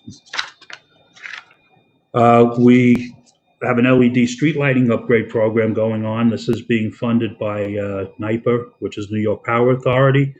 We have about 750 out of our 1,800 lights already LED. When this project is done, 100% of our lights will LED, which will lower our cost to LIPA and to PSE&G. We pay by the type of fixture, so each time you lower the wattage uses of a fixture, you pay less for that fixture. We have a grant of $164,000 for a salt storage dome. This is to build a dome over our stockpile for street salt and sand. We lose a lot of that salt and sand now when there's rain events. And quite frankly, I don't know how we have not had a dome over it for the last 30-something years, as this is a DEC requirement. We're going to be putting a new pool liner at the recreation center. We just hired an engineering firm for $6,000 who did the last liner, so they had all the specs, so we were able to save a lot of money. This is Rimkiness Engineering, and hopefully we'll get that in before the pool opens up. And then there's several miscellaneous projects. We replaced the clock at the Long Island Railroad Station, which former Assemblyman Wiesenberg donated.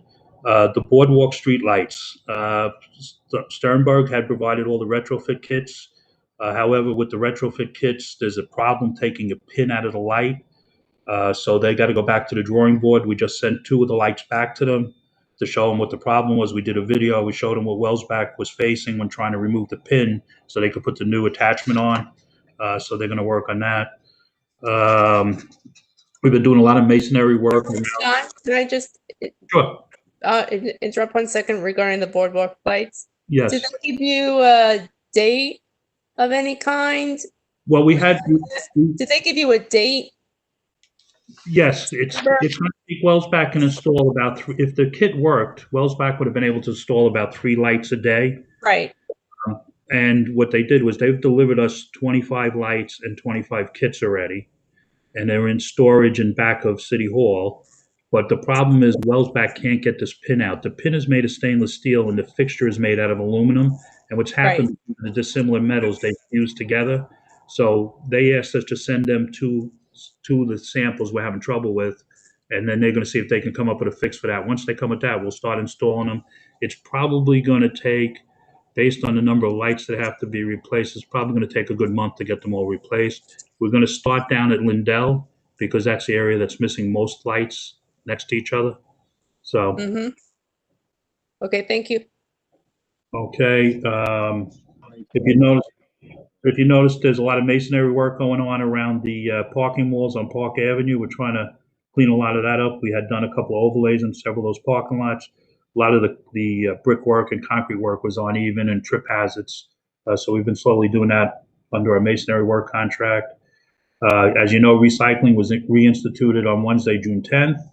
We'll be re-evaluating that again. City Hall elevators, we had approved the purchase order back in October of 2019 for all the parts in the amount of $186,000.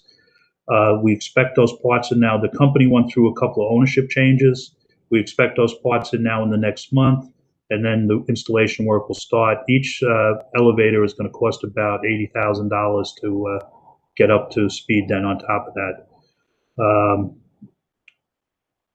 Just some information in terms of the GOSA project, so people realize, well, we don't see it in the budget because it goes into revenues. Salaries are reimbursed for Rita Butler in my office, Joe Fabrizio, and Brooke Anderson for any work they do on the GOSA projects in terms of administration work. And on FEMA projects, the salary of Joe and Bill Martone is reimbursed for any work they do related to FEMA projects. Can you explain the process, John, of how that works? Do they do timesheets daily like a lawyer? We have a timesheet that FEMA requires, one timesheet we have to use, and GOSA requires another type of timesheet we have to use. And each time they spend on that in a particular work order or PW, they code it to that project. They put in the hours and time they spent on it, their salary, and plus their overhead. And then that gets all calculated and submitted to FEMA. They will call us and go through it with us, and we go line by line, and then they make the reimbursements. And who from the city signs off on those timesheets? Okay, well, Joe signs off on the final ones from all of them, then they come to me, and then I sign off on them and send them to FEMA. There's a whole form we submit with them. Can someone else from the city besides you sign off on them, like Ina or Donna? Well, they could, but they wouldn't be familiar with the work they did. I'm the one that's familiar with the work they did. Maybe that's an internal process we can talk about with Donna. Do you have an issue with me signing off on it for some reason, or? My issue, I don't have an issue. I am looking for checks and balances. So I know that whoever has fiduciary responsibility for this city is signing off on those timesheets. And that's Donna or Ina.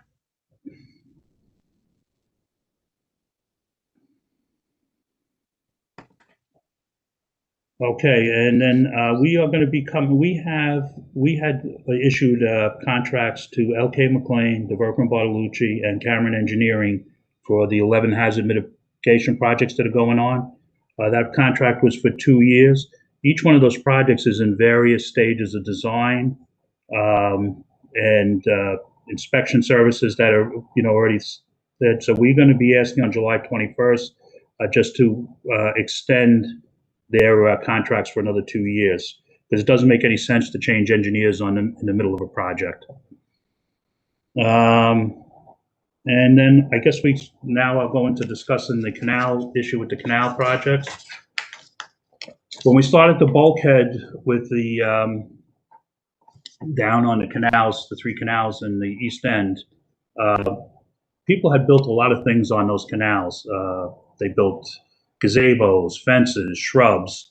So we found a little history that Rob Rabb, one of the former commissioners of Public Works, had put together on there. So right now, everything has been removed so that the contractor could do his work to put the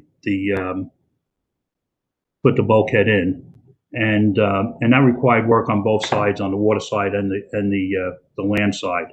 So all those things have been removed at the owner's expenses, and now people want to put stuff back. Thing is, it is public land, and there's really no method for them to put that stuff back. I mean, there's no approval process. They're asking me what they can put back, and really we need to make some decisions. So just to give you a little history, and this was a report Rob had done in 2004. So the city had installed new bulkheads and steel bridges in on all three of those canals, Sarrazin, Arminet, and Hagen, from 1966 to 1971. At a May 5th, 1970 City Council resolution authorized a 10-year lease for adjoining property owners of $1 a linear foot for frontage a year. So in other words, if you had 100 feet of property facing that property across the street from you, you paid $1 a foot, or you paid $100 a year in a lease type arrangement. In December of 1971, resolution authorized city to seek an assessment to be applied to the adjoining property owners on top of that for the bulkheads, the sod, and the fencing. The total local improvement was valued at about $377,000, and a 6% interest rate was applied.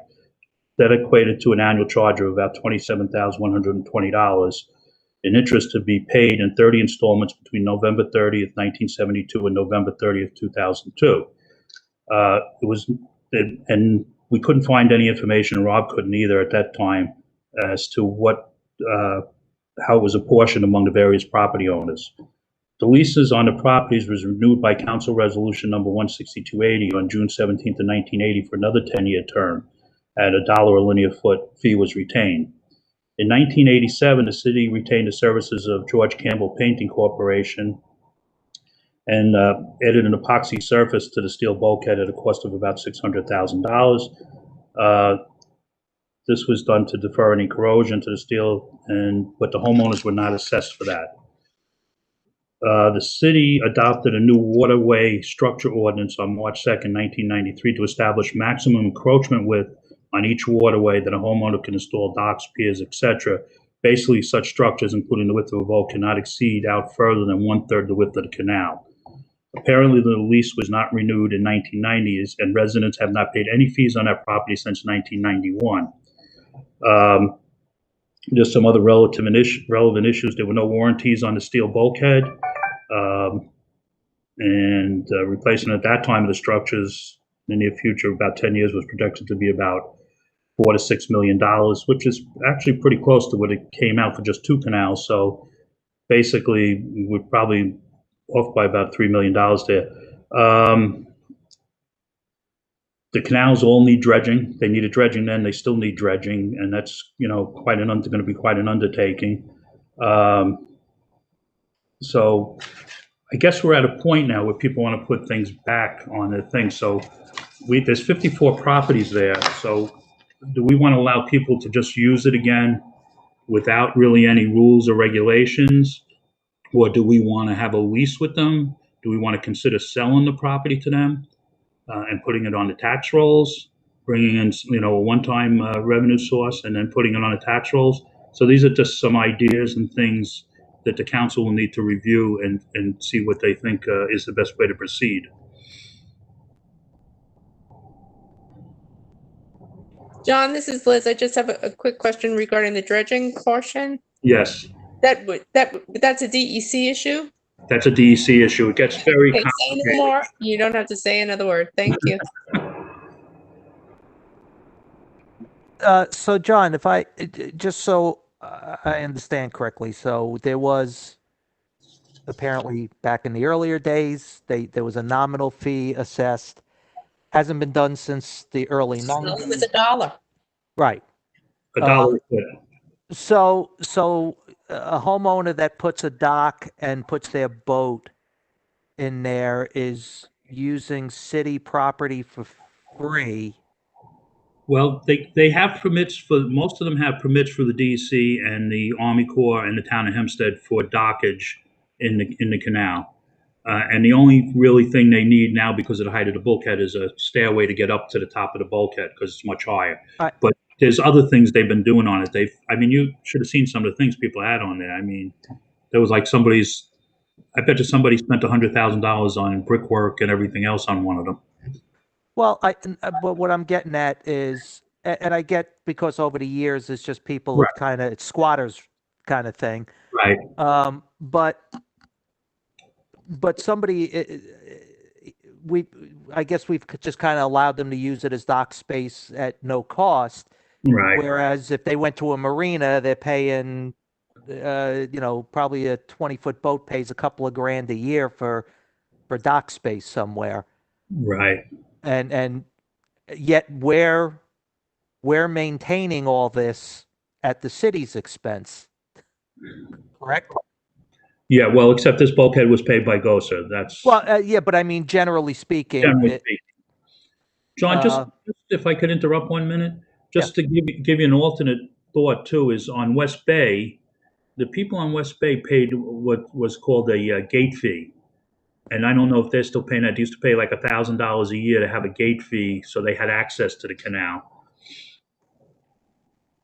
Okay. Would it be possible, and I know it might not just be you specifically, to put down some different options, which could range from just continue the way things are through leasing, selling, assessing, whatever? Could you come up with some options for us to look at? Absolutely. And just so you know too, I don't think this would be very controversial with the residents. A lot of the more outspoken residents down there have all told us they would be willing to either lease the property or buy the property. So they don't have, it's not going to be a controversial thing where if we come in and say, hey, to continue to use this, you're going to need to, either lease it from us and we should have some regulations too, in terms of, what they're allowed to do on those properties and what they're not allowed to do, unless we sell it to them. John, I'm sorry, Mr. Benzo. John, do you know offhand any other municipality that has something similar? I know I'm putting you on the spot, but the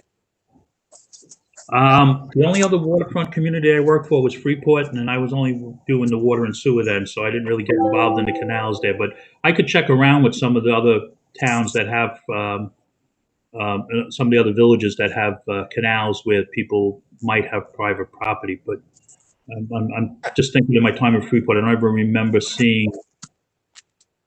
I mean, every canal was backed by homes or businesses that were off a public street that I can recall. Because the town is jurisdiction of the water. We don't have that. We just have the jurisdiction of the property. Correct. Okay, Correct. Thank you. All right, and I guess whatever we do has to be consistent from property to property. So we can't have, if it comes to a point where there's an assessment or something, you can't have one person paying it and not another. It would have to be consistent across the board. Nope, this is Mike Delory. Wasn't this an issue why the bulkheading that was done could only be done with federal money because the other side of the canal was deemed private property because that was in the rear of a person's backyard? That's why, Mike, that was why it was moved. The original CR committee was to do all public and private bulkhead on the bay side. First of all, there wasn't enough money allocated to do that. And secondly, spending money on private property became problematic in terms of work easements. You'd have to have, I think at the time there may be 340 properties. You'd have to have work easements for each one of them, which just would have chewed up the cost. And in addition, created problems later. You'd have to maintain those easements because it would not be bulkhead owned by the homeowner anymore. West Bay Drive residents there have to cross a street onto a grassy area. Currently, they have to climb stairs to a gate, which is the lock is provided by the homeowner, then to their dock to get to their boat if they have one. Right. But they have not built any structures on that public property. Correct, and that's the big difference right there because, Between here and the canals, yes. okay. Okay. You had mentioned that the residents there would be interested, and that would be a lease based upon square They footage? would be interested in either a lease or owning the property, you know. And again, John, this is Liz. How many residents are we talking about? How many homes? It's 54 pieces of property. Okay, thank you.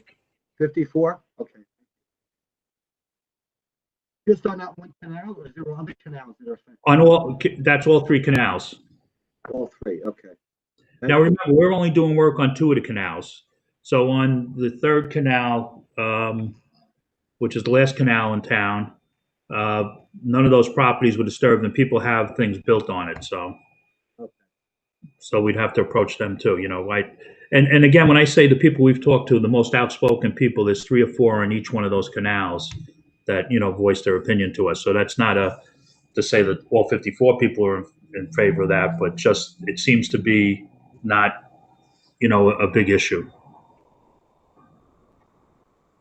All right, so it sounds like if you could maybe put some scenarios together for us to consider, and then we could reconvene and see how we might want to proceed on this. You know, Sure. so we might want to get input from obviously some of the 54 property owners as well.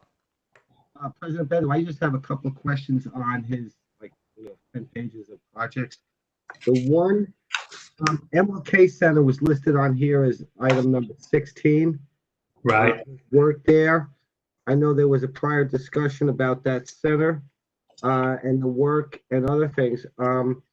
Is any of this, all of this work is in the design phase now? The work, When it pertains to the MLK Center, I'm sorry. yes, that work is under design now. Okay. And again, this is a hazard mitigation project, will be refunded by FEMA. Got it. I just want to move on to West Bay Drive now. The area between Magnolia and Laurelton, when I've driven that street, it just seems like a dip in the road or the road, and you probably waited for this project to be completed. But is that road being looked at by Brooke and Joe Fabrizio? And it's not the entire road. It looks like a section of it that just seems to have a dip in it. What they're doing is they're going through the report we have from 86. They take out all the roads that have been completed, and they start with the worst rated roads to see if they're still deteriorated or, you know, if there's been any changes. I don't know specifically if they'll look at that particular road because it sounds like just a spot, but that might be something we can do a spot repair on if there's a dip. And you said it's between Magnolia and Laurel? Yeah, it's more closer to the Magnolia Boulevard end of that road when you're exiting. I think it's like you go from blacktop maybe to concrete or something. It just seems that way to me, but and that's just a question I have. The other one, we'll take a look at that next week. Thank you. And then could you discuss, if you know briefly, Grand Boulevard and West Beach Street, and then Grand Boulevard and West Olive? There will seem like to be an emergency work that was needed. It was done, and I think it's over with. But do you have any knowledge at all what was going on? What street was it? It was Grand Boulevard and West Beach Street, and then they moved over to Grand Boulevard and West Olive. And I seem to think there was maybe a sewer issue or a water issue in that area. It may have happened when you were, you know, away on vacation. So it seems to have been remedied. I just don't know if there's going to be a resurfacing of like more follow-up work. And the reason I'm saying this is because that's a bus route for Right. N33 in the Long Beach. And I just had noticed that there was a lot of, zigzagging of vehicles and buses. Okay, that could be, if they did do a repair, it could have been a gas repair, it could have been a water repair. What they generally do is they do a temporary patch Right. to allow for settling, and then they come back and do the permanent later, but I'll check that location as well. Yes, thank you, John. It just seems to be okay. I just didn't know what the cause was. And the pool liner. Actually, Councilman Delory? Yeah. On that one, just so you know, so Commissioner Miranda doesn't have to get back to you on that one. That was a water main break behind one of the houses in the lot. Right. They've patched it and replaced it, and what they're doing is putting other sort of, and this Commissioner Miranda would know better the technical terms than I, but they're putting, relief valves and other shut-off valves in different places so that you don't run into the same problem of an entire block or an entire section getting shut down, with very old pipes in the walks like that, that you would sustain damage for a long time. John, So they're patching that up and it's just about done.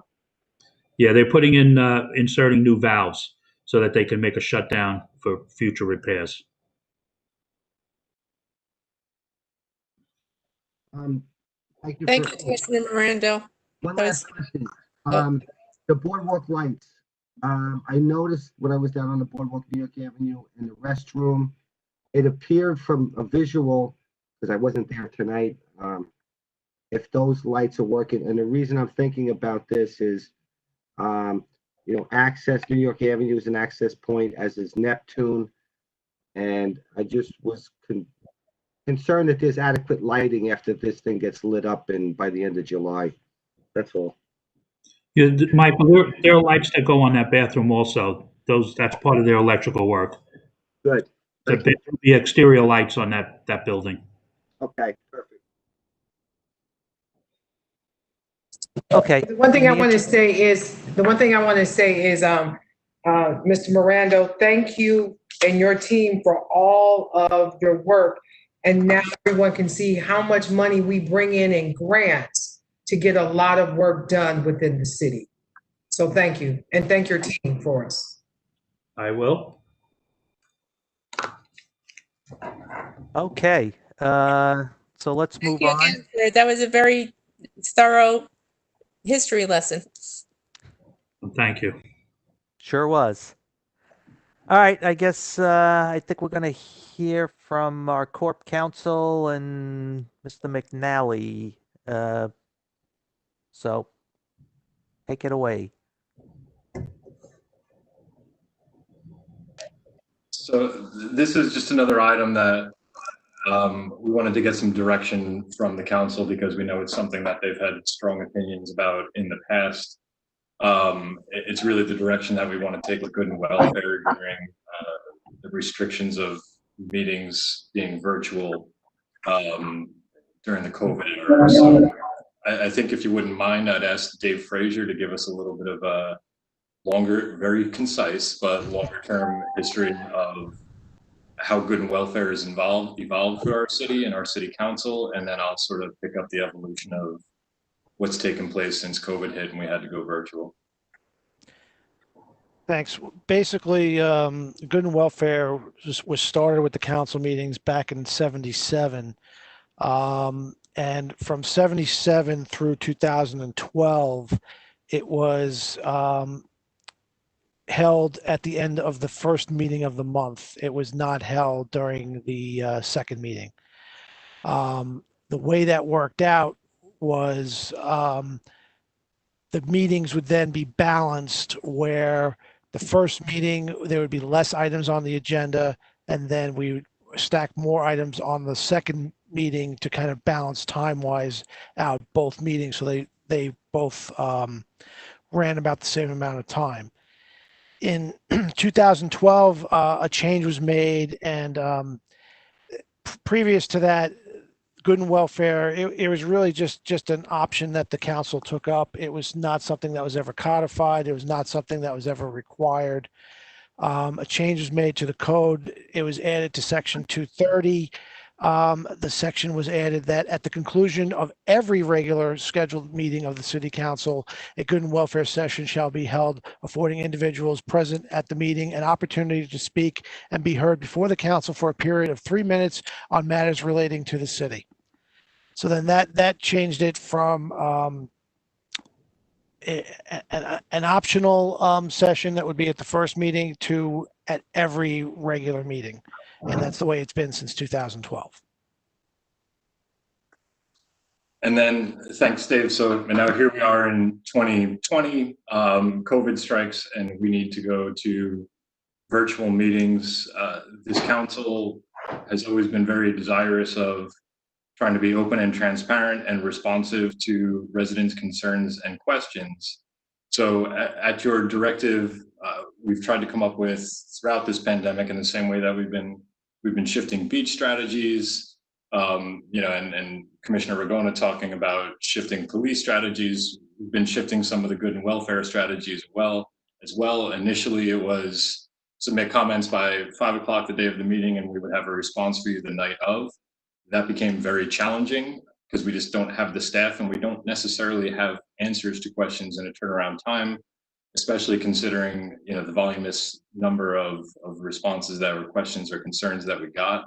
We tried bumping that up to 3, but ran into the same sort of issues. So where we landed really since the middle of May is that we're asking people to, by 5 o'clock the day of the meeting or 3 o'clock the day of the meeting, submit questions, concerns, statements. This is supposed to be 3 minutes of uninterrupted time when we're face to face on matters related to the city. We have to date under this paradigm and approach, we've answered or responded to well more than 150 resident questions since the middle of May. I think that probably dwarfs the amount of resident concerns and questions that have been answered in good welfare for at least the past several years. But we are now running into a situation where in normal times we had an individual with a face and a body would walk up to a podium, say their name, maybe they give their address, maybe they don't. They state their opinion on something, they raise a concern with the city. If they got out of hand, they'd sort of, be gavelled down.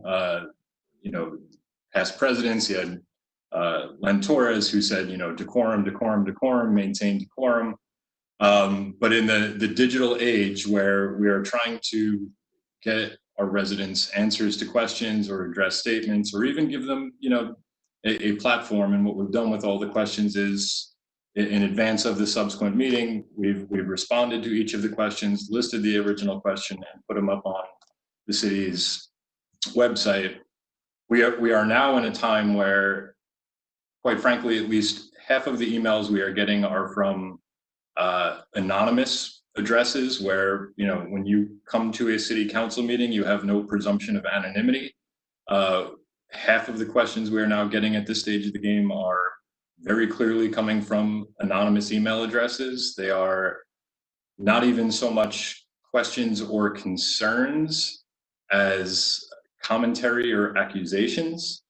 So where the productivity of how we're currently doing good and welfare is a little bit challenged. For those that have real questions or real concerns, we are giving that venue and doing our best to provide those residents with answers, but we're running into limitations during this sort of digital phase of life right now where, quite frankly, the system's getting abused. If people were saying the things that they are sending in emails that they are expecting to be posted on the website, they would be shut down. It's a violation of decorum. They're raising up personal business. They're talking about individuals that are not elected officials, talking about employment history of people that, is just not fodder for civil discourse and as such. So we've looked around at what other municipalities are doing and how they're handling it. It runs an entire spectrum of, everything is live and it's a Wild West, to Hempstead is basically taking the questions and giving them to the council and calling that, and never releasing them to the public and calling that good and welfare, which is obviously not a direction that we would want to go in, but in the days ahead, we are looking for some direction from the council of where we want this to go. We know you've very much been desirous of being responsive and transparent and open. We're having working meetings as a council for the first time in, however many years.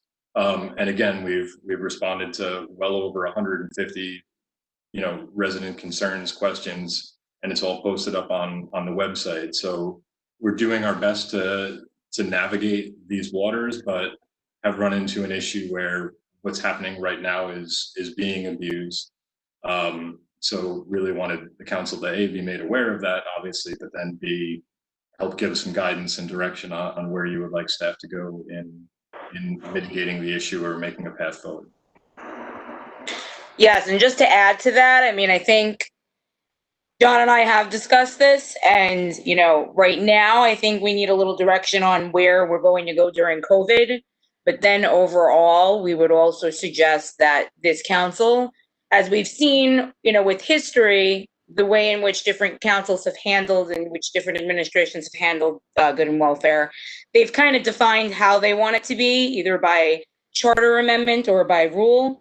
We would suggest that the council also evaluate how they'd like to handle it, whether they'd like a definition of good and welfare to be crafted and to be adopted, and whether or not they'd like to adopt, best practices or policies and rules relating directly to board meetings. I think that is also something that the council should provide direction with, and that, obviously my office, the clerk Fraser, and the city manager's office can work with you to do if that's something you would like to do. But that would be our suggestion.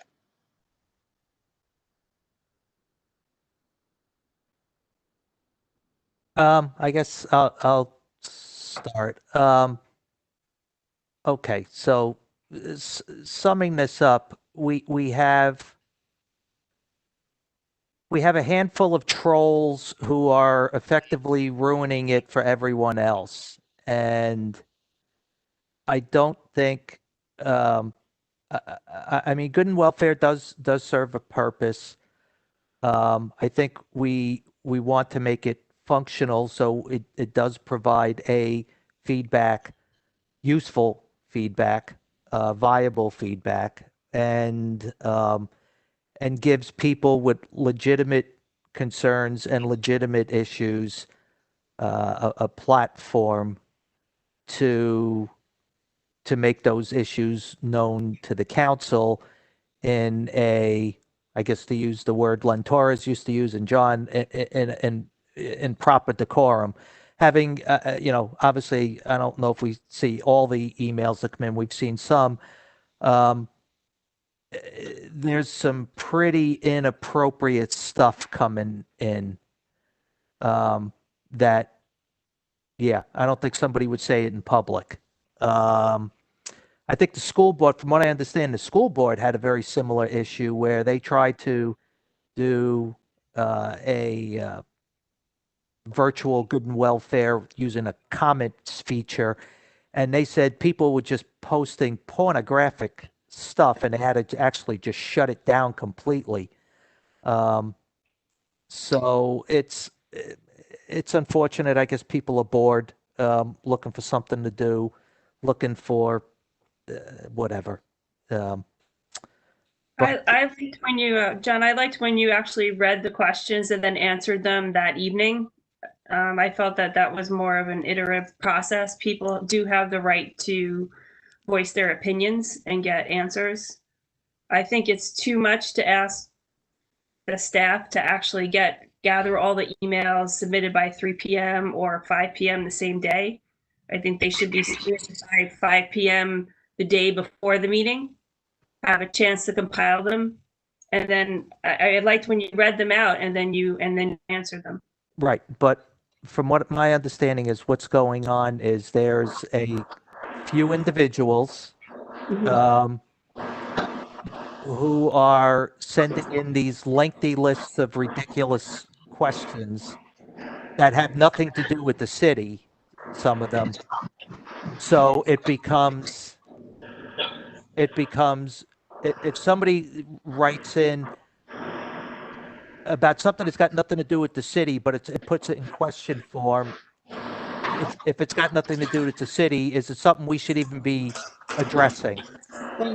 And I think that's where John and Stone are going with the intention of good and welfare.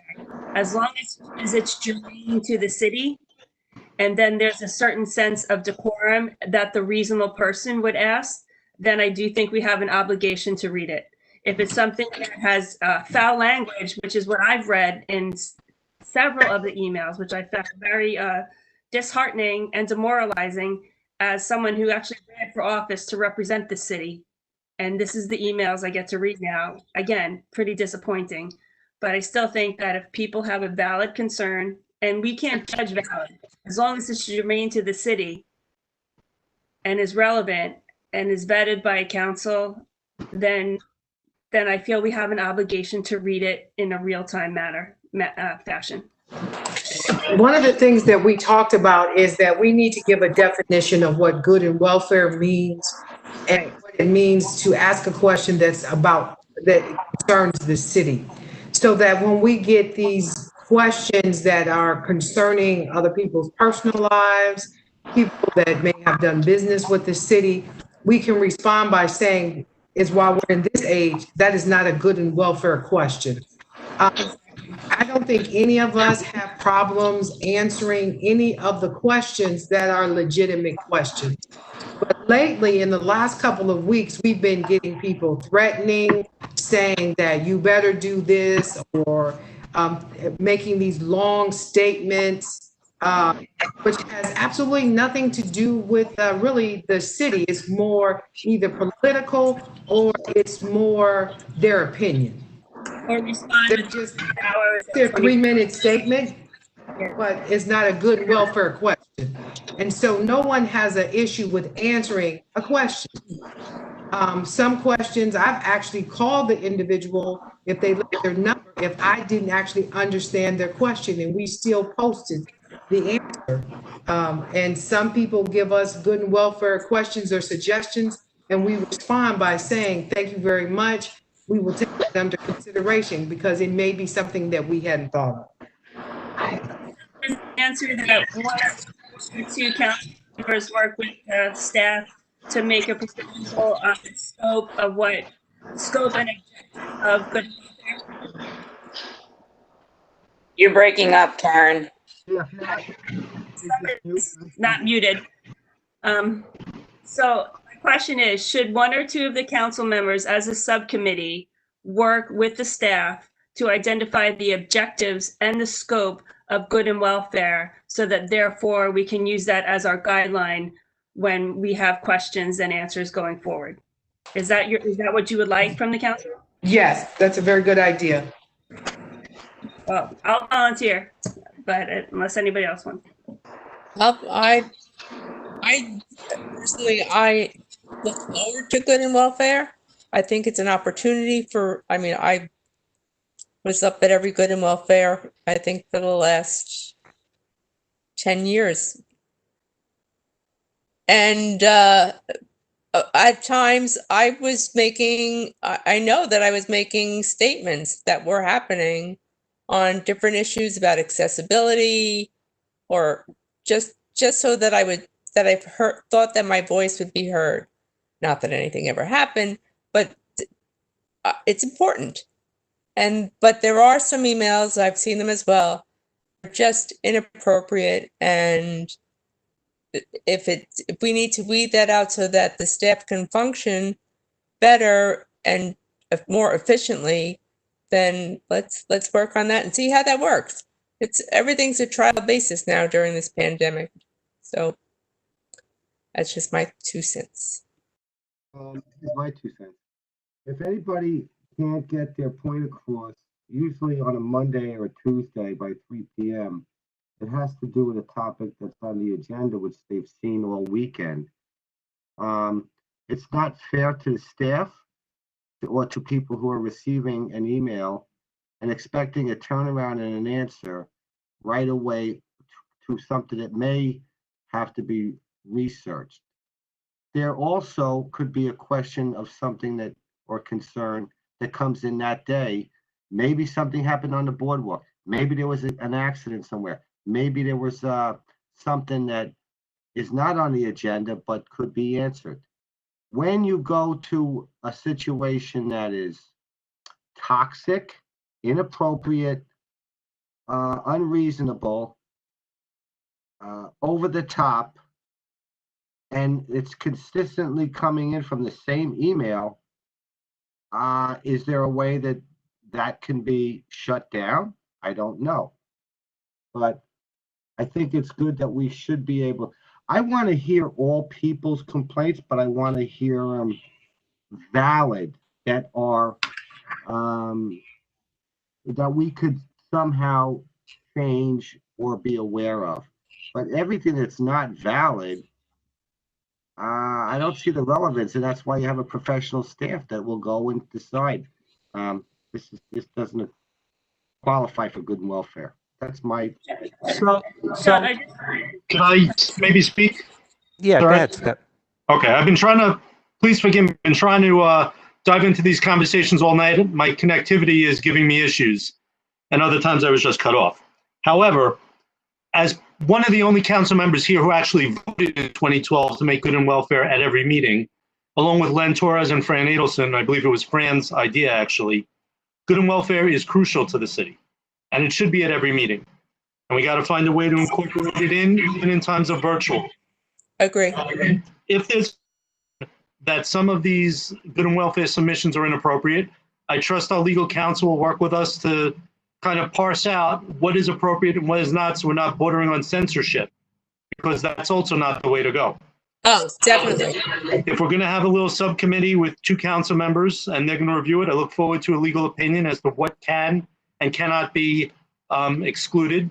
But I think at every meeting, if people ask questions, we have to find a way to meet a medium balance, get answers out.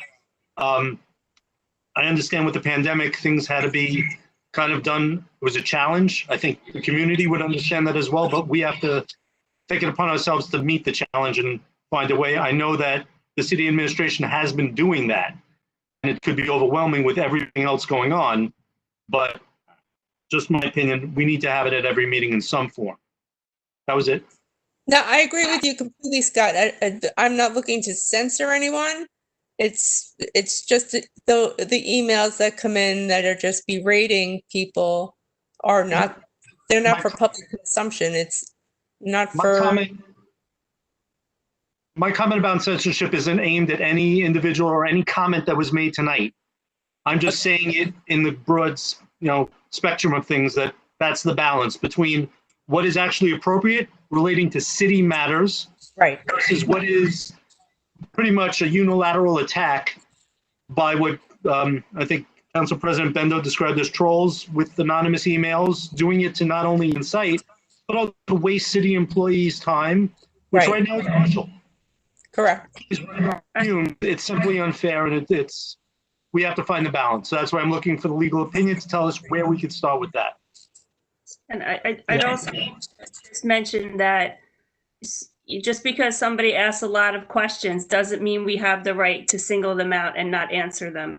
The thing is that we have to have a policy that we apply judiciously and fairly across everyone so that no one is singled out for anything. And I think under that justification, then those negative and completely inappropriate, degrading, berating, demoralizing questions will be omitted consistently. I think that's what we're looking for, Councilwoman. I mean, on a staff level, we are not afraid of criticism. We're not afraid of looking at something a different way throughout the budget process. We took comments from a lot of our residents and incorporated into amendments in the budget. In our most recent dealings with Engel Berman and the IDA, we've done the same thing. We've had people express concerns about can they turn this from condos into apartments afterwards if it doesn't flip out. We've broached all of those subjects in our conversations as well. So we're more than happy to take comments, criticisms, constructive, and innovate and really try and make it work for the betterment of the city. But the kind of stuff that we're talking about is we're just looking to what is that measuring stick, what is that even rule that we can apply so that when it really is just an attack and a personal attack on people that really, aren't even involved in our city government, to drag some folks through. It just doesn't, it doesn't pass muster, and it's not what anyone, I think, is the intent is. So we're just looking for that guidance and that measuring stick. Yes, I mean, I think that a committee format with staff and myself or a member of my office to come up with, as John basically said, kind of a guideline that the council supports, I think is the best avenue, since it is the council that runs the meetings and has, the legislative authority to promulgate kind of rules. So I think that would be, I think that's a great approach. And I think that would work best, what we, kind of threw out there of having maybe 2 council members and staff kind of come up with some general rules or, or definitions. You could work at switching up the council people, so it's just not always the same people. And hopefully, in the next couple of months, we'll be able to change some more things. And as the technology catches up a little bit more, we'll be able to have comments with video chatting with other people, as I do in other meetings as well. Well, once we go back to live meetings, this issue will probably diminish. Correct. Some, so, and hopefully that will be sooner rather than later. But in the interim, I guess, I mean, if you're looking for a volunteer for a couple of the council people to help with this, I'll help along with Karen. I guess, Liz, you sounded like you might be willing. I think we should, if, during. That's fine. Whatever time you could switch off. I mean, you and I, Liz, were very, very prolific speakers at Good and Welfare over the years. I want other people to be just as prolific, and I don't want anyone not to be able to stand up and say their piece.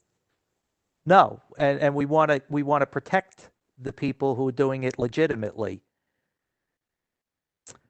So. All right. So we'll do that. We'll something to think about. Thank you, everybody, for that. Yeah, we'll come back with a series of hopefully we'll develop a series of a policy or recommendations that we could all agree on applying uniformly.